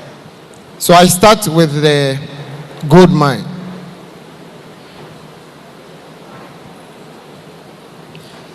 Now, Dr. Asiedu Sapon made a point about WHO IFP standards as far as the ratio of pharmacists to population is concerned. Now, my question is, can we look at this data or these indicators without considering the available opportunities out there? What is the point in having a lot of pharmacists who end up unemployed because the opportunities are non-existent? So is it okay to just look at the data as they are given by these world organizations and not critically look at it in the context of the available opportunities? So that's the first question. The second question I would want to ask the gold mine team is this. Pharmaceuticals used academia as an example to buttress the points that some pharmacy schools, as we speak, are not adequately resourced in terms of manpower. So they have shortage of lecturers. Now the question is, why would an institution be given accreditation to run a program when they don't have the necessary or the qualified manpower? So it's an issue of the chicken and the egg. Which one comes first? Do we get adequate resources in place for the regulator to do its job before you even look at the exponential or allowing the exponential increase in the numbers? Or we can just allow things to go as they are and then hope that the Big Bang Theory will happen and then everything is put in place? So, Farm Asiedu, if you can address these two questions for me.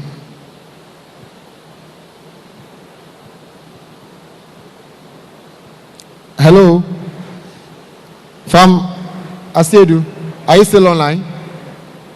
Online, but I'm backstage. Hello, can you hear me now? Yes, we can. I hope you heard the questions. I heard the questions. All right, but can we hear you? Yes. Okay, let me be quick about this. Look, the first thing I would want to say is that all these international organizations do not just conjure their data.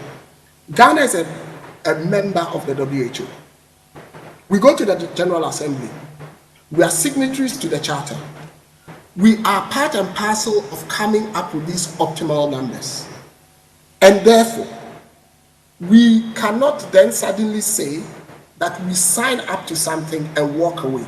That is an act of a bad citizen. In actual fact, it's an act of our society showing bad faith. So much as I can understand what you're saying, it is not about just devolving yourself. If you read the FIP document 2015 to 2017 very well, they are clear to say Africa suffers from a deficit of pharmaceutical service provision. And it is true. We cannot run away from that fact that we suffer from a deficit of pharmaceutical service provision. You can argue around, well, can we employ 2 pharmacists when even the income for certain pharmacies cannot afford to pay one? It then goes to the chicken and egg situation that you asked, that should that pharmacy be opening when there isn't the resource to actually service it? Same as, I'm just going into your lecture question to say, we are our worst enemy. We create some, how can we even have the moral latitude to go to the accreditation board to say, don't accredit because there are not enough lecturers, when in actual fact we are allowing pharmacies to open when they cannot afford to, employ pharmacists. So we find ourselves in a situation where we want to have our cake and eat it. And what myself and Isaac are trying to say is, yes, there is a problem, but the problem is not just down to pharmacy to solve. Because, like I said, though practice is professional, perception is socio-political. And if you listen to the president's speech being delivered, he's looking at the socio-political angle. Do you think if you went to the president and the data was what it was, or went to parliament, they would agree to regulatory constraint on the numbers? Sometimes we have to be realistic as professionals, and that is why I'm saying we are not talking future. We are hardcore realists, saying that you have to deal with the socio-political angle. And I'll end on the questions by saying this. All four of us speaking, including yourself, who are we? I'll use Victor as an example. He has an MBA. He has a BPharm. He's a geneticist. Ekuya Sitting is a labor person. My friend Kofi Amekuti as well is a labor person. She is a pharmacist. The key speaker was a banker and a pharmacist. I'm a pharmacist. I'm a drug analyst. I'm a quality control person. I'm a biomedical scientist. Who am I? Who exactly am I? But today, I'm speaking to all of you as a pharmacist. Isaac leads people's mentorship and development and career progression. He has led teams in international multinationals. He is a pharmacist. The point I am trying to make is that, yes, we can continue down this road, but if we do not open the path, how have we all gotten to where we are? Like Victor was saying, if you look at our class, how many of us even practice first-line pharmacy now? How many? And then you go to the school. If the schools are opening without the requisite staffing, they shouldn't be allowed to open. But who is on the regulatory panels that give these licenses? Are they not pharmacists? You see, I'm getting this impression that we go creating our problems and then we find easy solutions by saying, let's constrain numbers. If you send me to go and regulate a school, and I do, and I realize that I'm a pharmaceutical chemist, they do not have a lecturer to teach pharmaceutical chemistry, they don't have a professor, they don't have someone in pharmacology, they have pharmaceutics, but then I assent to say, let them train pharmacists. Is it the fault of the pharmacists that are coming out, or it's me who's letting my profession down? So these are the things we are talking about. And unless and until some of us bite the bullet, finally, during COVID, I insisted on not using the title doctor. Why? Because of what Ekuya said. I didn't want what I say to be misconstrued as coming from a medical doctor in quotes, because I left medicine to come and do pharmacy. It was a choice. As a lecturer's son, I had the option. I went to medical school and I realized this wasn't for me, and I left. I was actually swapped. All right. So not every pharmacist lacks self-esteem.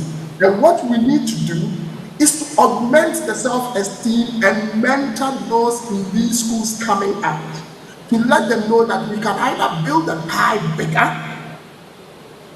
and enjoy eating the quality big size pie, or we can become very inward looking like laggards and we'll all get clubbered anyway and our self-respect will be lost. Thank you. Thank you very much. Just one follow-up. You make the point that the situation we find ourselves in now, we are active contributors to that. So you keep using who caused some, who is to blame. All right. So is it not the case that if I am in a hole and my aim is not to be in the hole, I stop digging? It is the case that you stop digging. But what is that digging? The stop digging is to correct your bad behaviors, not to say others shouldn't come out. Your digging is the fact that you are signing off people. You are not going into the pharmacies and being the MCS calling himself a pharmacist. Your digging is the fact that you are not having enough lecturers, but you want to open a pharmacy school. Your digging is the fact that you lack the self-esteem and you want to call yourself a doctor. If you want to call yourself a doctor, why wouldn't an MCA call himself a pharmacist? So you are right, we should stop digging. In fact, you are making the classical point for us. What we are calling for is that let's stop digging and rather climb out. And unless we do that, then we become laggards, we continue looking inward. So thank you for that question. As a matter of fact, you make my job easy. All right, I'm not too sure. Thank you anyway. All right, so we go to Team Landmine. I think we keep saying the regulator is not doing, it's not up to task. The universities are taking too many numbers. It appears there's no check on them. Practically, what can we do? Beyond the rhetorics, beyond the complaints, what can we do? What practical steps can we do as a society, as the relevant stakeholders, to reduce the numbers? You want to hear the truth? Come again? The biggest challenge we have as a profession, pharmacy, as a profession, is the Pharmacy Council.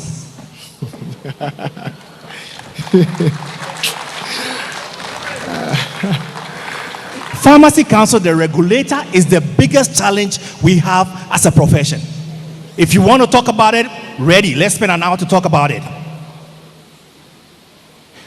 Now, if it's your responsibility to make sure that there's a pharmacist in a pharmacy, and you don't go there, you don't visit there, you don't know what is happening, who is to blame? It is your job. I wasn't hired there. If you know that there are chemical shops all around, littered all over, selling prescription alone medication, and you don't do anything about it, whose fault is it? Even before they go to the chemical shops, some of them will tell the chemical shops that we'll be coming today. Get ready, we'll be coming next week. Who is to blame? I am being very honest with you. We don't like saying the truth. Let's face it squarely. 2 years ago, I was on the AGM when the deputy registrar said the 400-meter rule is no longer in existence. Are we kidding? You tell me the 400-meter rule is not in existence and that you use population density. Now, I come to your premises to ask you, what is the population density of an area where somebody has just established a pharmacy and you don't have the data? Are you joking?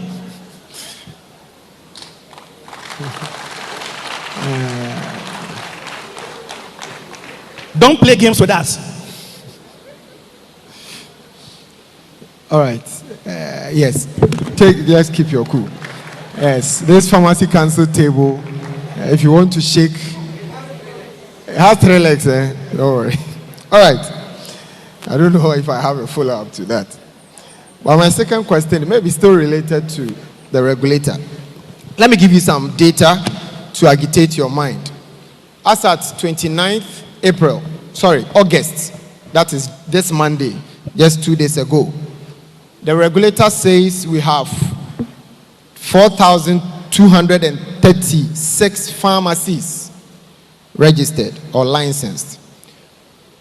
When it comes to OTCMs, we have a whopping number of 20,326. If you do the math, the number of pharmacies is 1/5 that of OTCMs.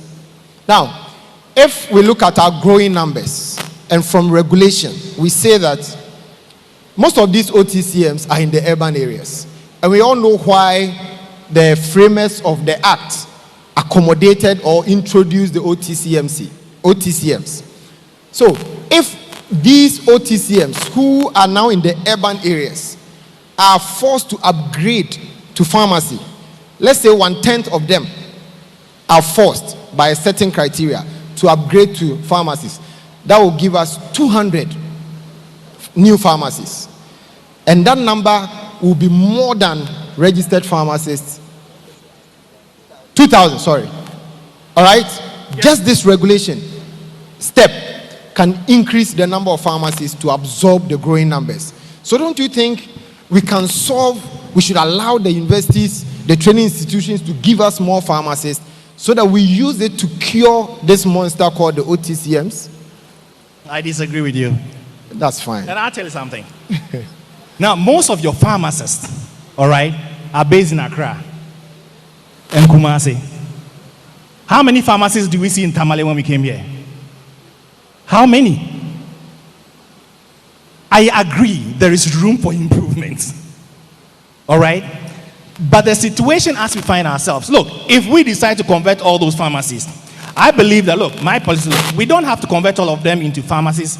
We give them conditions. So let's say that every year, from the center of the city to the metropole, 250 meters out, all the chemical shops in there, you either have to upgrade or you move out. You stop your business. So in 5 years' time, all right, we have about 2 kilometers from there, no chemical shops. Or if there are chemical shops, they only sell what is expected of them. Now, competition will push some of them out. They are surviving because they are not doing what is expected of them. They are selling drugs they shouldn't be selling. They don't employ pharmacists. They don't have to pay the kind of money pharmacists are expected to pay. That is why they are surviving. But if they all have to convert into pharmacy, they see the reality on the ground. How much they need to, most of them will fold up. I tell you the truth. So I don't believe that regulating them is going to cause problem. It's rather going to help the profession grow, create jobs for our pharmacists who are home disillusioned. Yes, I think, I don't know if you understood my question. I think the point I'm trying to put across is, by pushing these OTCMs to become pharmacies, it suddenly opens opportunities for pharmacy graduates to get jobs. So let's allow them to be trained, because we need more numbers. Just 1/10 is giving us 2,000. And I am telling you that, let's say that in one community you have a pharmacy there and there are about 10 chemical shops there. If you ask all of them to upgrade into pharmacies, to employ pharmacists, out of the 10, 11 pharmacies there, 9 of them will collapse. They will sell their pharmacies and move away. Because they can't compete. So the issue about just saying convert them into so that they create jobs is not going to happen. It's just illusion. Okay. All right. So that's a fair point. So let's go to our screen. Those joining us virtually, let me see if I can ask a question or two from them. Someone without a name wants to know, how can some of the pharmacies employ 2 pharmacists when we don't make enough to pay even one? Herbalists and chemical sellers are all competing with pharmacy. Okay, it's from a pharmacist called Josephine. So most of these pharmacies, in reality, cannot pay more than one pharmacist. And we are saying that you open the pharmacy from 8 a.m., you close at 10 p.m. So if you are looking at an 8-hour shift, we should have at least 2 pharmacists. But economically, they can't survive. How do we solve that conundrum? The reason why we cannot survive in the communities, in the system we have ourselves, is that there's a lot of disadvantages that we face. Okay? So you have a pharmacy in this location. Okay? That is your pharmacy. There's a chemical shop there, another chemical shop there, 3 of them hanging around there. Now, prescriptions are supposed to get into the pharmacy for the pharmacist to fill the prescription, and by doing so, they'll be creating jobs and generating enough money to pay the pharmacist. Now, this prescription or this prescription-only medications are going to the chemical shops. How else do you expect the pharmacy to make money? To pay the pharmacist. And the pharmacy council is telling you that you have to pay me this amount of money minimum. And somebody comes out of university. I mean, you see, at the beginning of the year, you see, especially the young graduates, they hold that document like the Holy Grail. Pharmacy council says I should take this. Pharmacy council, what are you talking about here? Pharmacy council says we should pay you this amount of money when the pharmacy you are working for does not generate even half of the money they say we should pay you. And you go there as a pharmacist, you can't even make enough money to pay yourself. How do you expect the business to grow?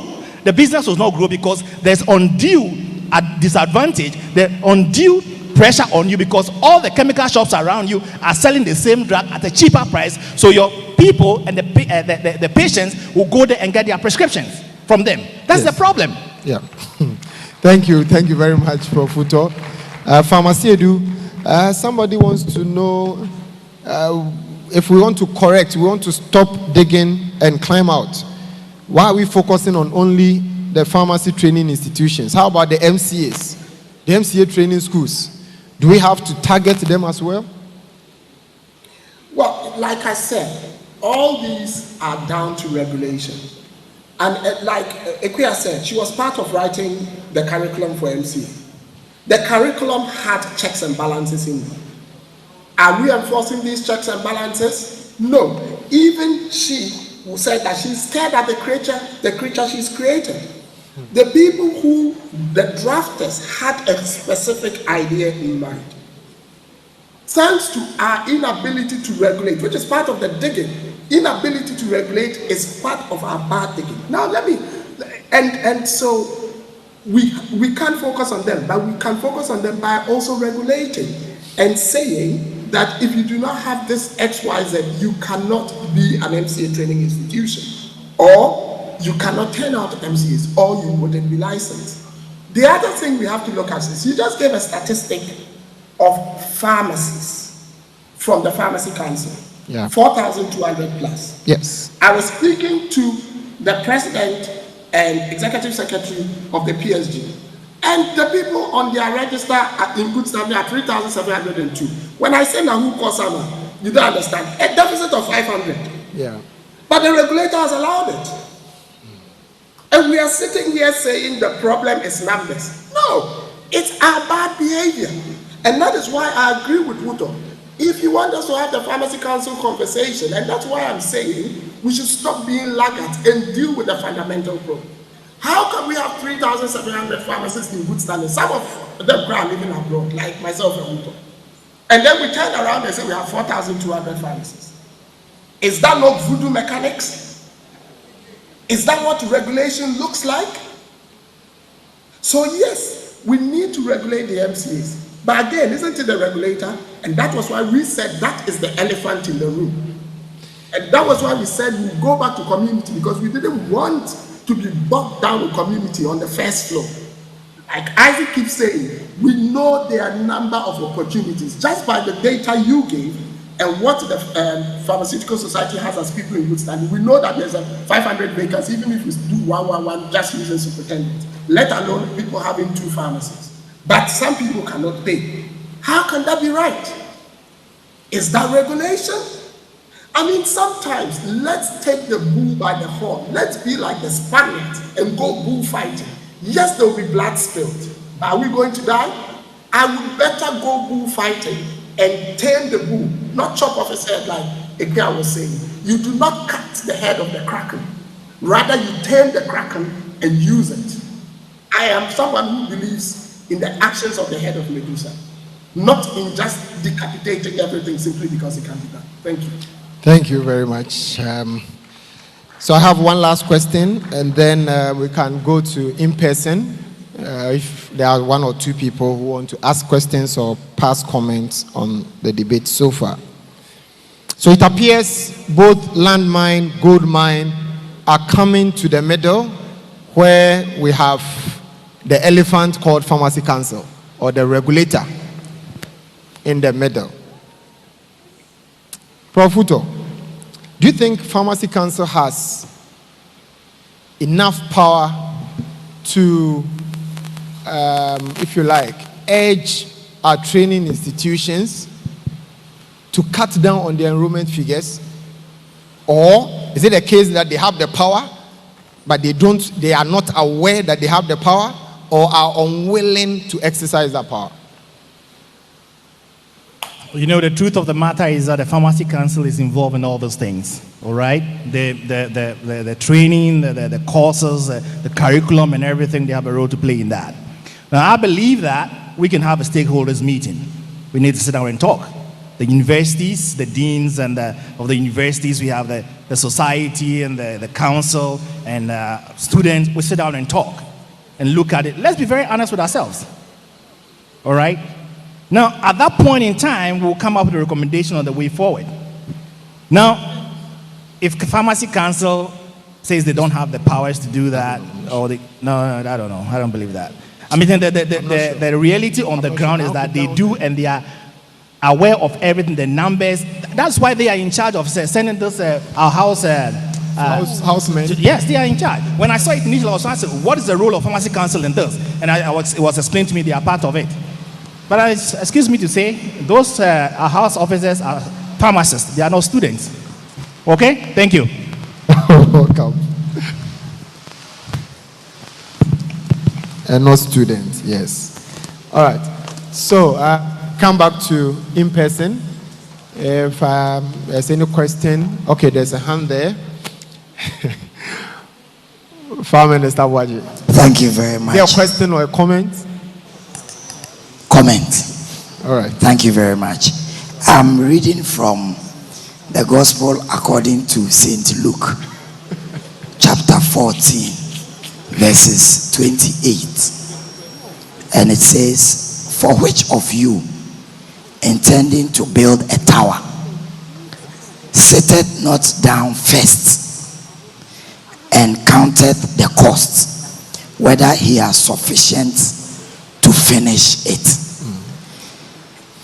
I believe that if our pharmacies don't have the capacity to employ 2 pharmacies in an 8-hour shift, if we admit and agree that our regulation today does not have the capacity to ensure that what is written in the law is what pertains in our pharmacies, if we don't have the data to tell how tomorrow will look like, any additional numbers into the profession for me amounts to a landmine, and I come along with that team.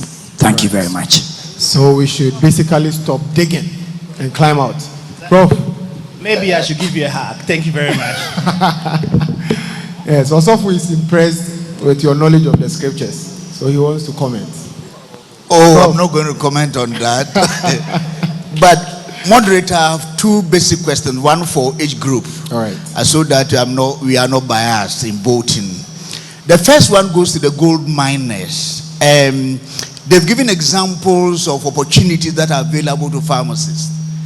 But the question I ask is, how are we going to provide the capital to be able to open these opportunities for the jobs that they are talking about, when interest rate presently is about 35 to 37%? How are you going to get the money from? And without, even within the economic conditions that you have in this country? That's my question for them. Yeah, for good mind. For good mind. The other one is about the case that you presented from Canada. If you listen to your opponent, Canada, you are at a ceiling and you don't need more pharmacists. But my question is, talking about, stopping or capping admission to pharmacists and then creating jobs for the 3,000 pharmacists, which one would have been easier for you and which one would have favored the profession? You understand my question? Thank you. Thank you very much, Reverend. Okay, so I will allow Asiedu to, we should take another one. Okay. All right. So please, Asiedu and Prof. Uto, please note Thank you the question. very much. Yeah. My name is Daniel. I left school in 2009, and so fairly, I have been practicing for, let's say, 12 years. I have never missed any of the AGMs since I left school. But it appears that every year when we meet, one primary diagnosis of our problem has been the regulator, Pharmacy Council. The elephant. What I want to ask, I see big men, big women of our profession sitting here. Are we going to also get to know that it is the problem, leave and come next year and see, no, this is the primary diagnosis? As a professional group, as individuals, what are we doing to the regulator to force it to work? That is my question. Yes, this question is not to the debaters, it is to the president. Yes, he is a member of council. So we'll leave that for him in his closing remarks. So indulge me, we'll put your question in the fridge. When it gets to the president's closing remarks, he would attempt to provide a response. Okay, last one for this round.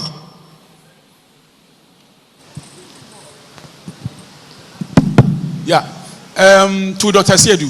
All right. He made mention of the fact that there's a gap of 25,000 pharmacists.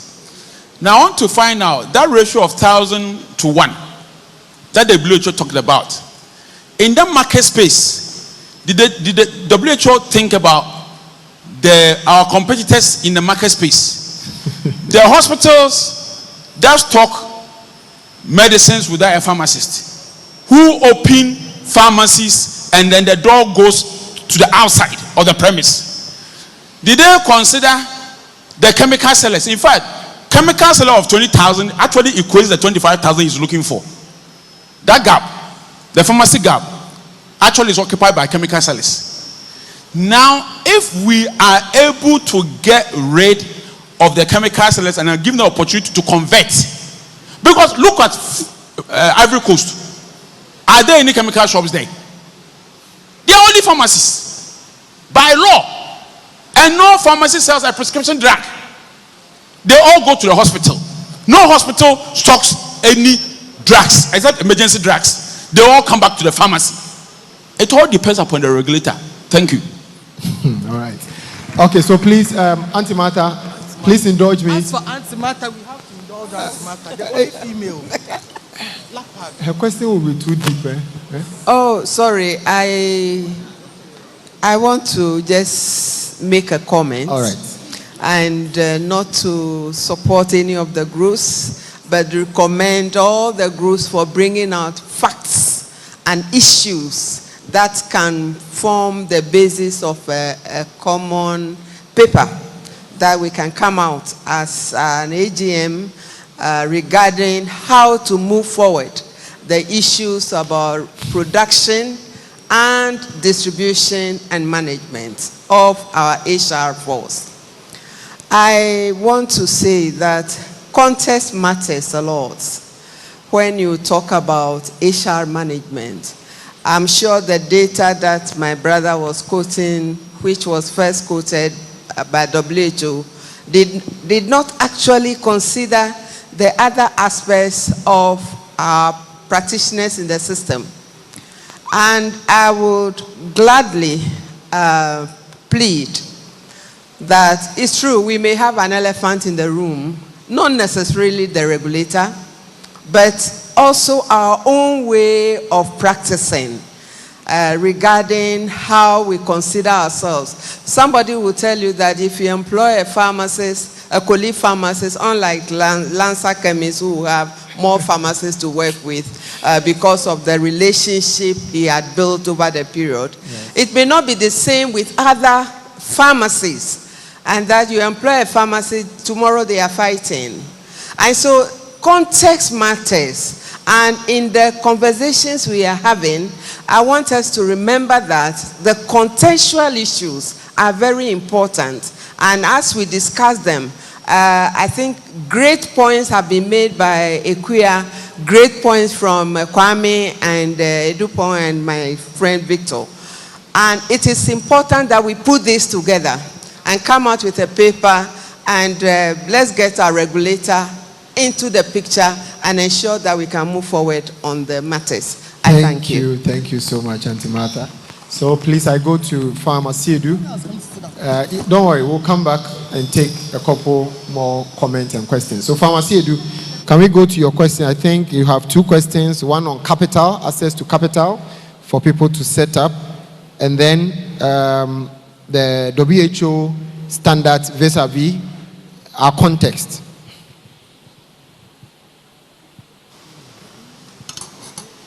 Pharmacy, yes. Yeah, can you hear me now? All right. Yes, we can. You have the floor. Okay, I'll start with Professor's question. The truth of the matter is, going up the floors requires less capital. Because when you're going into specialties, for example, I was talking about putting an advert out from CD. We're doing a piece of work on pharmacy-based inflation and trying to find pharmacists who are in the area of research, who be research assistants, simply to help us collate the data so that if the society and the pharmacies are going to negotiate with something like the NHIS, they know what the inflationary trends are and they have the data to back them. We had 0 pharmacists applying. In actual fact, I have 4 doctors I have to interview. If you do not go into these policy positions, then, like we said, our stories are either left unwritten or they are scripted by people who are not our advocates. So, to answer Professor's question, those areas don't need funding, they rather need mentorship and direction, like Edupon was saying.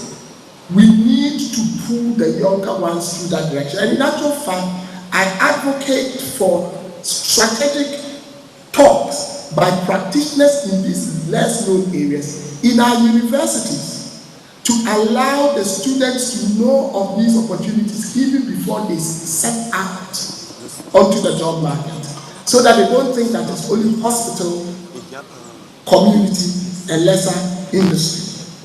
We need to let them know these things exist. Otherwise, that is where the cost issue comes in that Professor was talking about, that they all want to establish pharmacies and they will have to go for bank loans, and like the CDD put out, that is what's causing the major inflationary pressure in community, because the bank loan is about 37-38%, inflation is over 30%, forex fluctuation is 36%. So basically, every drug, if you're operating with a bank loan, has to have a markup over 90%. Can that be realistic in our environment? You see, and these are the things we are talking about that is down to policy. And with that, I'll move into, the second question about the 25,000. Again, it's about stop digging. Like Auntie Martha said, we are signatories to the WHO. If Dr. Dusopoku is saying that, do they know about our idiosyncrasies? We should rather ask ourselves, our delegates from the Pharmacy Council, from policy, who went to these conferences, when they were coming out with these numbers, did we speak up? Yes, we were in Shia here, near you to Fua, and Casta, you within the NRDO. Suffice to say, if you get bad haircuts, never blame the barber. Never blame the barber. We cannot blame WHO when we are at the table.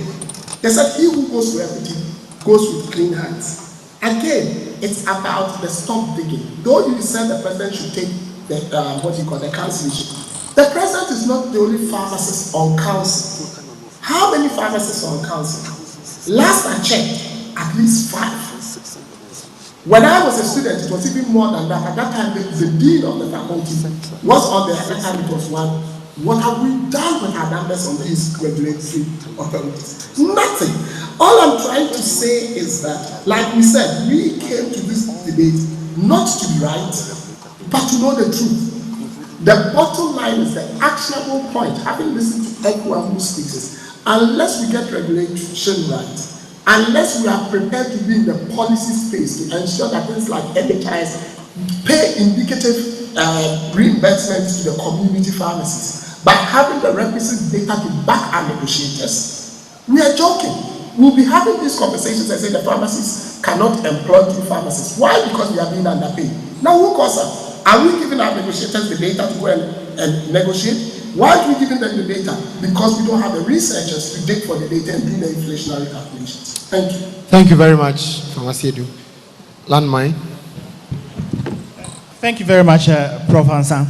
So what we did, all right, we were looking at a problem that we were going to face, so we needed a solution to that. So we approached with our 5 different points, okay? So 1, no new pharmacy schools in the country. 2, the pharmacy schools have to cut down the number of pharmacists they produce annually. 3, new job opportunities, so we get our students to specialize. So in the final year before they step out their last rotation, they go do their rotation in an environment where they want to specialize. So sometimes you have a student leave like Kumasi to go to the from Tamale to go to the Volta region because they want to specialize in an area, and the pharmacists who could help them, that's where they practice.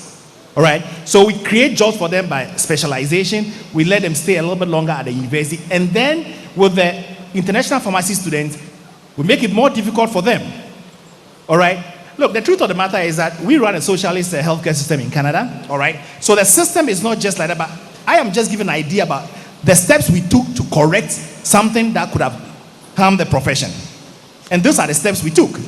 Look, I've seen prescriptions for $300,000 and the patient walks away paying nothing.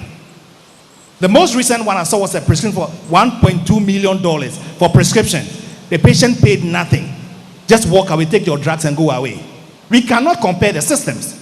So the numbers and all those, but all I'm trying to do is that the conditions under which we have ourselves today, people have faced the situation and these are the steps we took to correct them. This is all I'm looking at. And these are the steps we took to correct the situation, and we're happy with the outcome. Thank you. Thank you very much. Thank you. And I want to Maybe two more. Just two more, please. Because of time. Two. Oh, okay. So one there. Okay, 3. 1, 2, 3. That's all. 1, 2, 3. That's all. 4. Thank you very much for the opportunity. My name is Paul Usudonko. I'm with the University of Ghana School of Pharmacy. So in looking at the data, it's important to look at analogous health practitioners, see what the numbers are and how regulation is going on in there. If you check on the numbers of, and every day we seem to mention this, it's important, we are in a team. If you check the number of doctors that are in Ghana, the numbers compare almost fairly with the number of pharmacists we have in Ghana. But when you go to our medical schools, the number of pharmacists the number of doctors we are bringing out isn't the same numbers that pharmacy school is bringing out. KNUST has about 1,600 students who are in school at the moment. Which program? KNUST B Farm. Sorry, Farm D. 1,008. Oh, it's more than 1,600. Yes. Thank you for that. But so when you put all together, the numbers we are churning out for training for pharmacy, in trying to bring pharmacists out there, it isn't the same numbers that even that doctor to patient ratio, which is also lagging, that level of training is going on. I think that if you look at the fact that you want to do one doctor to one pharmacist as an ideal situation, we should be guided in how we are bringing our numbers out. So it does not override the numbers that even the analogous health institute or health practitioners are bringing out. I conclude by saying that Dr. Siedu sort of ties our hands when he says there's no way we can do regulation. I disagree with him. It is not true. The MDC is able to regulate the numbers that the medicine or medical schools are bringing out there. It is true, and it is happening even in KNUST. Prof. Ansah is here to add on to that. I think it is something our regulator is able to do, and they have that power, but are not using it. So let's not tie our hands and sit down to say that it will be too difficult for the regulator to say, I am regulating the numbers that can come out there. Yes. Thank you very much. Thank you very much for that comment. So let's go back there, and then please, the gentleman at the back. And then we come to my left side. Thank you. My name is Richard Kojo Arthur. I want to ask Prof. Yao, in this present condition that we find ourselves in terms of the numbers we are talking about, if you had your daughter or your son at this particular time who was interested to pursue pharmacy, will you have denied him or her from pursuing his or her dream? Looking at the fact that the numbers, I mean, how we see the numbers. I'm seeing it that it's more of calling and destiny for somebody to practice pharmacy, and no man can rewrite. It's left to us to broaden our scope of looking at where to go. All right. I think the point is I'll make my point. What I'm trying to say is that if all the borders, for example, were closed around us, and the Pfizers and maybe the Indians, no one was coming or bringing in medicine to Ghana, what would we have done? Wouldn't we have gone into the bush to bring the herbs, whatever, to find a cure to the complex diseases that we have? Yes. And I think that we are not having broad scope as in our perspective of looking at the avenues that pharmacists can go. Because areas like drug design and drug discovery, all of these areas are left. The last time I checked, a textbook in Ghana in our library, you have edition like 8. But when you check internet, that you have about 10th edition ready there outside. All right. And they will tell you the government doesn't have money to bring these textbooks now. Yeah. See, so how can we have that? How can you train your your son in the university to have that broad perspective. Old books. Yes, I think your point is well made.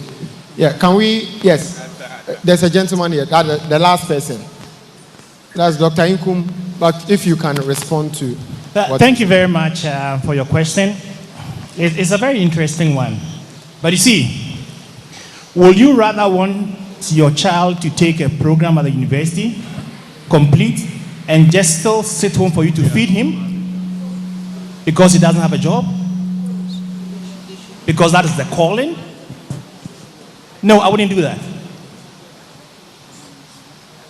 All right, my daughter wanted to do gymnastics. I look at her and say, hey, little girl, you are a black girl, okay? How many black children have excelled in gymnastics? Forget about it, it's not happening. You can take it as something to just part-time, but that's not going to be your profession. I am the father, I advise her. I will not let, the truth of the matter, we have to be realistic about it.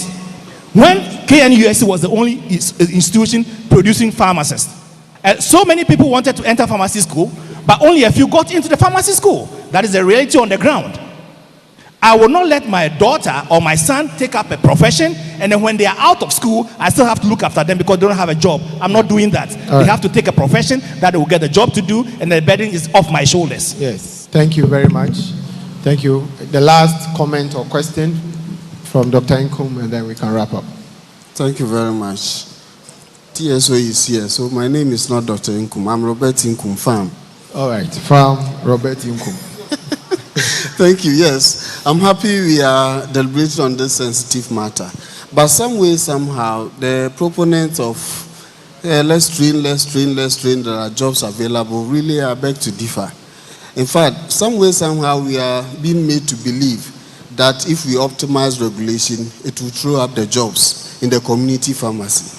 But I must tell you that if we really want to optimize regulation, a number of the pharmacies that are existing will collapse. In fact, they are existing because their overhead costs are very low, they are not employing pharmacists. But if you insist that each pharmacy will employ at least 2 pharmacies, a number of them will not be able to pay, and then they will run down. And so the jobs will certainly not be available. If we are talking about real pharmacies with the capacity to employ pharmacists with jobs, we will be talking about half or say 2/3 of the existing rules on the pharmacy council rules. So we must be sensitive to these issues. Mere regulation will not throw up the jobs as we want to make ourselves believe. And about the chemical shops, I think Prof. Uto touched on it. They will, if they are converted, more than half will close down. They cannot compete and cater for the cost of running a pharmacy if we want to convert them, thinking that if we do that, we throw out the jobs. The jobs will not be available. All right. Thank you very much for that.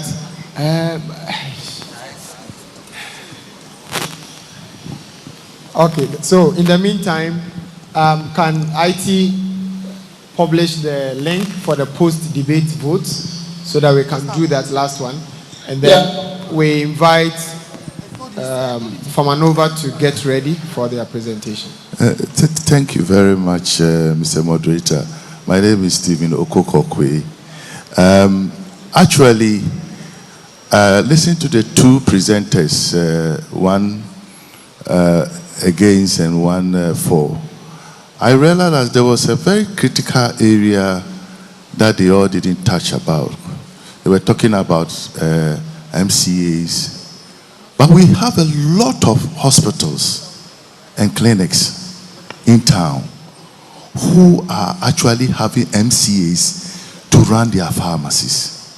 And I didn't hear any of them talking about that. I want to find out why they left out those people. Because they are really, really sometimes getting the prescriptions. They write the prescriptions. And then they get the MCAs to dispense the prescriptions in their facility without the pharmacists. And this is another area that I think we should look at very critically. Right. So, my last one is the fact that you made mention about community pharmacy. You made mention about hospital pharmacy. We know India have about 30% of their pharmacy staff in the production sector. What are we what are we doing so that we can also make our production sector, I mean pharmaceuticals, so that most of the pharmacists that will be coming out from the universities can also get employment in that area. All right, thank you very much. I think I'll give the last word to Pharmacy Edu to react, and then we can wrap up, please. Okay, thank you. 2 quick points. Fab Kokwe makes interesting points about the MCAs, and it's not that we didn't go there. We said that the elephant in the room was regulation. All these come under regulation, where should that facility, whether it's a hospital or anything, be dispensing prescription-only medicines with an MCA? The answer is no. What's HEFRA doing about it? Don't we have a pharmacist on the HEFRA board? Because HEFRA is their regulator. What's the PSG doing about it when they know about it? Have they interceded with HEFRA to say, no, this is a breach of the Public Health Act and something needs to be done about it? Then finally, I'll go to the question that Uto answered about a child. I've always said, and Professor is here, and there are a lot of professors who lived with me on KNUST campus, so they know my story. When I was walking out of medical school, it nearly led to a near bloodbath between myself and my father.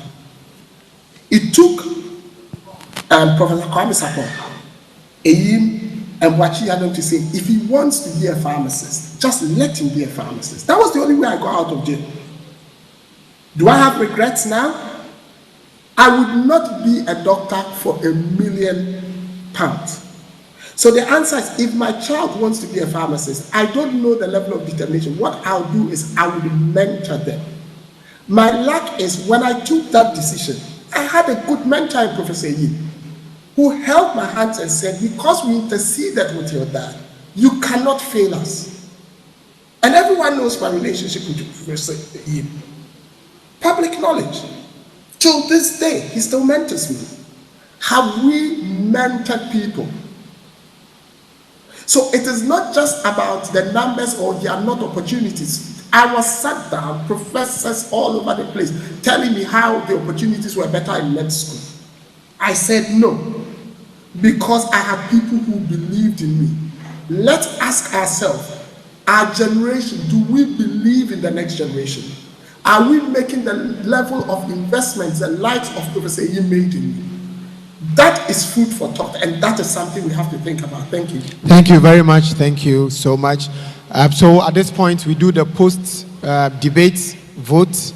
So kindly go to the link that was shared, which will be shared again shortly. And then we invite Famanova to do a presentation, a very short one, so that we can call it a night.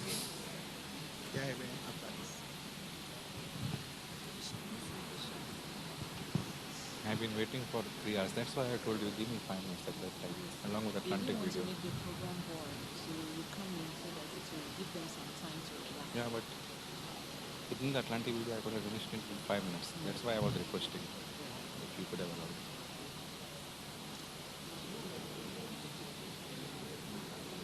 I will finish within 10 minutes.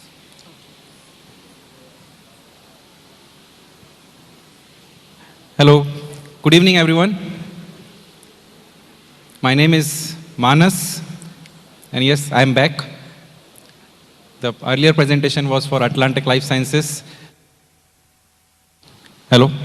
Within the next 10 minutes, we would like to highlight some few key important products about Pharmanova.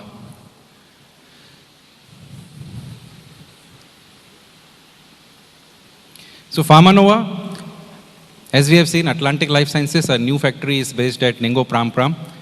But Pharmanova, which is the parent company, the factory is based at Osu at Accra in Ghana. So in this year, our CEO, Mr. Dhananjay Tripathi, he got the award for Outstanding Pharmaceutical Entrepreneur of the Year at the 12th edition of Ghana Entrepreneur and Corporate Executive Awards, which was held in 2022 this year. Additionally, this year, our CEO, Mr. Tripathi, also got a prestigious award for CEO of the Year in the pharmaceutical industry. So Pharmanova, we have been the first company in Ghana to manufacture suppositories locally. We have a suppository range of diclofenac, paracetamol, etc. in an entire range. Then we have our products belonging to different categories like antibiotics, cardiac, diabetes, etc. And antibiotics, of course, forms one of the biggest categories where we have the products. More than 20 products are in the antibiotic category. Just to highlight a few, we have got Azis, which is azithromycin, Claret, which is clarithromycin, Clavunova range, which is the range for amoxiclav, erythromycin, Novacef, which is cefuroxime, etc. But one product which we like to majorly highlight today on our antibiotic regimen is Novazone SB. So Novazone SB is the combination of ceftriaxone with sulbactam. As we know, ceftriaxone is one of the most commonly prescribed cephalosporins in Ghana. And over a period of time, because of its extensive use or misuse, the resistance to ceftriaxone has been increasing consistently to the tune of about 50%. And that's why they are recommending that in most cases, an appropriate therapy would be a combination of ceftriaxone with sulbactam. Here we have the brand Novazone SB, which contains 1 gram of ceftriaxone along with 500 mg of sulbactam. So there is one study which was done in Ghana. It was done at Ghana Police Hospital in Accra. And they have seen that because the resistance to ceftriaxone is increasing consistently, so they have tried to find out that what is the efficacy of this combination of ceftriaxone and sulbactam. And as per the results, it shows that the overall susceptibility of isolates to this combination was as high as 96.4%, and which was seen for both gram positive and gram negative. So this study was done in Ghana only, at Ghana Police Hospital, to find out the susceptibility or the efficacy of ceftriaxone sulbactam, which shows that 96.4% of organisms are susceptible. And that's why they are saying that because of increasing resistance to ceftriaxone, it may be a better option to have the combination of ceftriaxone plus sulbactam wherever ceftriaxone is recommended. So we have Novazone SB. We also have another antibiotic which is amongst the latest antibiotics available in Ghana, and one of the most efficacious antibiotic available with very less or virtually no resistance, and that is meropenem. The life-saving antibiotic, especially in case of serious infections, when the time is too little, we have got Novapenem. Novapenem is a brand of meropenem, available in 2 different strengths, that is 500 mg and 1 gram. So Novapenem, for broad spectrum antibiotic, especially for empirical therapy, when you are not sure about the causative organism, you want to get it right the first time. Then for case of serious infections, you can rely on Novapenem, which is a brand of meropenem, available in 500 mg and 1 gram, and at very affordable prices also for deserving patients. Then it is said like diabetes is like a roller coaster. It has its own ups and downs. However, it's your own choice whether you want to scream or whether you want to enjoy the ride. Because we know diabetes is now a lifestyle disorder, and with lifestyle management along with the new drugs which are available, it can be managed very well and with a regular life. And we have our anti-diabetic range, which includes glibenclamide, the brand name is Dibenil. Then Glimper, which is glimepiride. We have got GLZ-80, which is gliclazide. Metformin 500. And we have got Novaglit, which is pioglitazone. And one product we like to highlight in diabetic therapy today is Glimper MF. So Glimper MF, as the name suggests, it's a combination of 2 most commonly prescribed drugs in diabetes, glimepiride and metformin. And the rationale is that because patients with diabetes are already on the burden of so many medicines, so the adherence and the compliance is always an issue, because of which the patients do not respond adequately. So this is a fixed dose combination. thereby will help to reduce the number of tablets and improve the adherence and compliance. So Glimper MF available in 3 different combinations, 2 plus 500 and 4 plus 1000, and Glimper MF Fort, which is 2 gram of glimepiride along with 1 gram of metformin. So because patients with diabetes have different dosage requirements, so we have got 3 different fixed dose combinations for Glimper MF.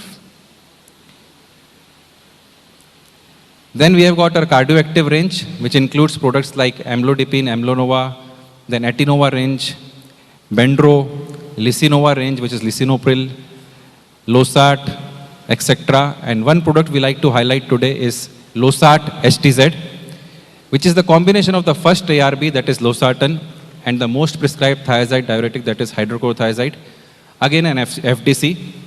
So losartan is the first approved ARB, and hydrochlorothiazide is one of the most commonly prescribed thiazide diuretic. Combination provides synergistic benefits, and even 4 times higher number of patients achieve BP control with this combination compared to losartan monotherapy. So we have losart STZ, losartan 50 mg with hydrochlorothiazide 12.5 mg.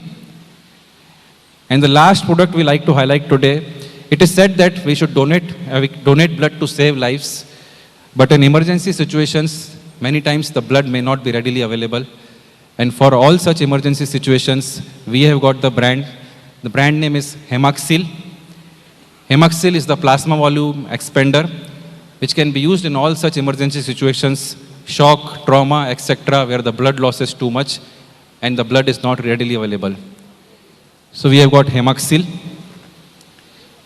So to conclude, we have got 2 antibiotics, Novazone SB, ceftriaxone plus sulbactam, and Novapenem, which is the brand of Meropenem, available in 500 mg and 1 gram.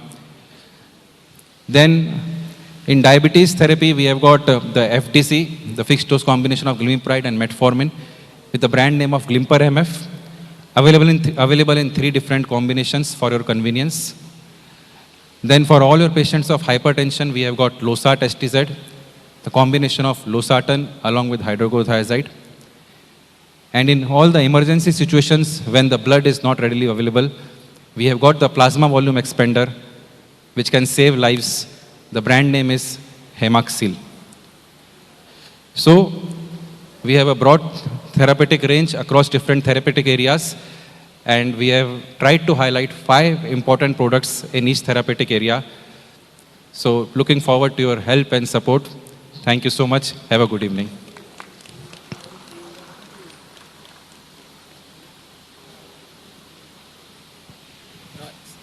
Thank you very much, Pharmanova, for your support. So we want to look at the poll, that is the pre-debate, and see if opinions were shifted or shaped after the debate. Right after that, we would invite the president of PSGH to give his closing remarks. So can we see the poll for the pre and the post? So again, this is just to show what people were thinking before the post, before the debate, and then whether that position changed after. So the data on my left is the pre, and then right is the post. First bar is strongly disagree, and then the last one is strongly agree. The question was, should there be a cap on the number of pharmacy graduates churned out every year? Before the post, those who strongly disagreed were a bit more than those who agreed, but after the post, the number increased greatly. So it is clear that a lot of pharmacists are concerned about the growing numbers of pharmacy graduates coming out of our universities year in, year out. So I think that is the point we can take home. And just like Auntie Martha said, this should be the beginning of the conversation by relevant stakeholders to look at this issue and then try to find solutions or otherwise to them.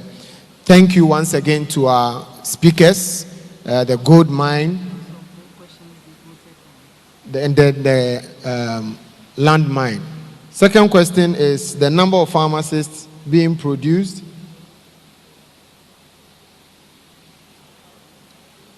Number of pharmacists being produced annually is a threat to creating good job opportunities. So before, those who agreed to this were still leading, they were leading, and then after, again, the gap widened.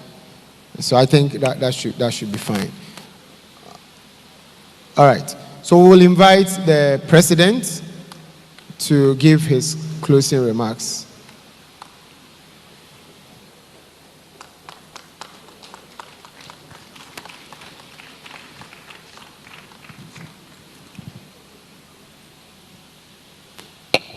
You're okay. All right, thank you.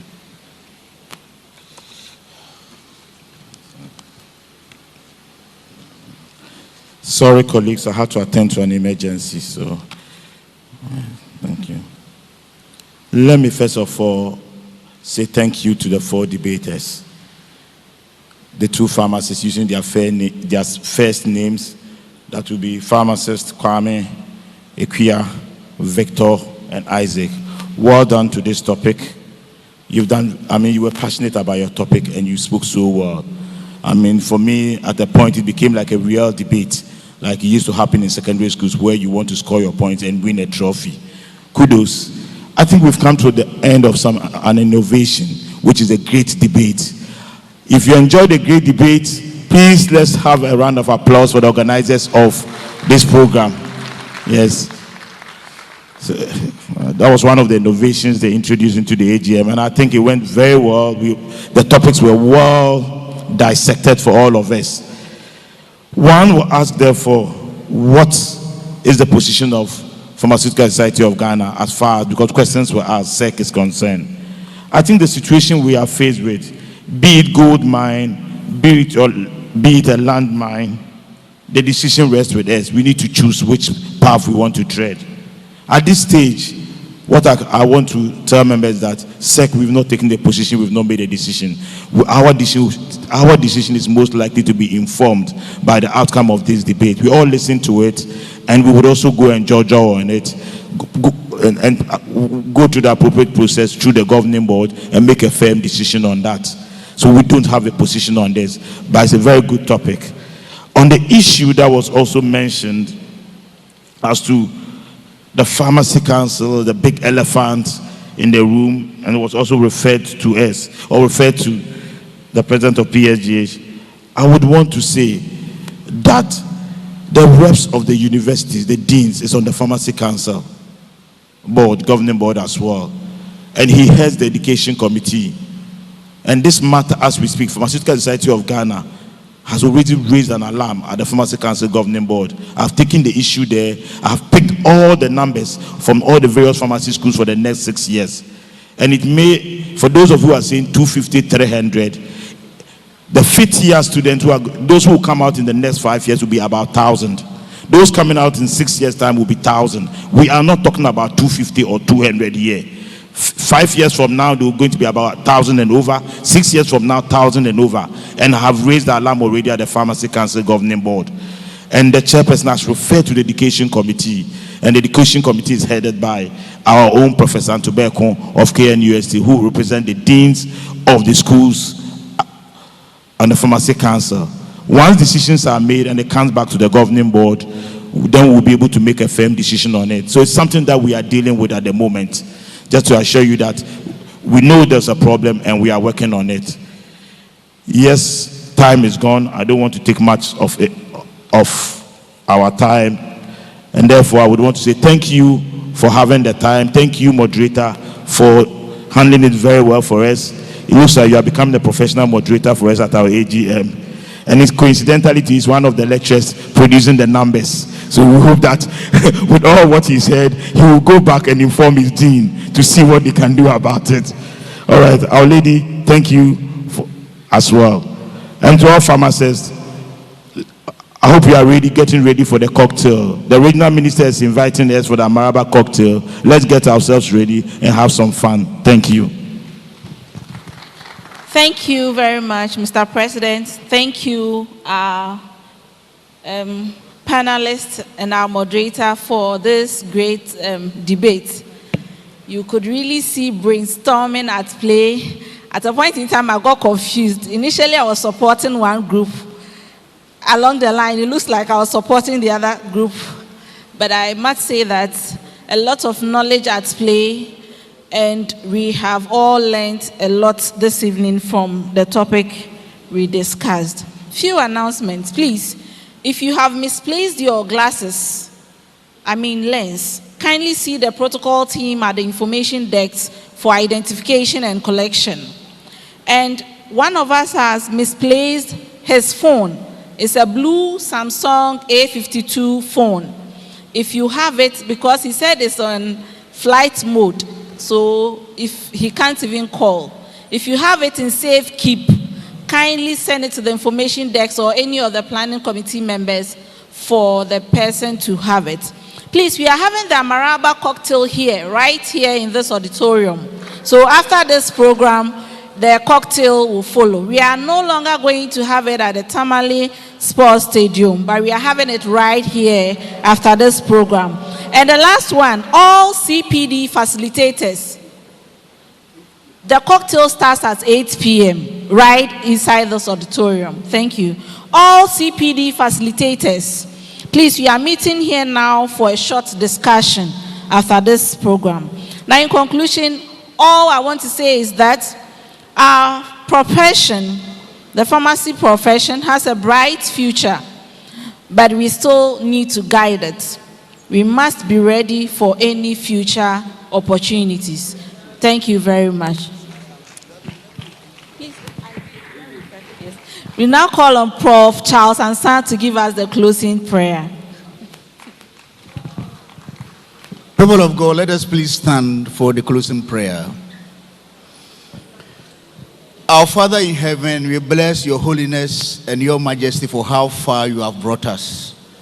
At this time, it's all thanksgiving and praise. We started yesterday, committed a program unto your care, and your spirit has been with us. We want to thank you for all that you were able to do yesterday and today.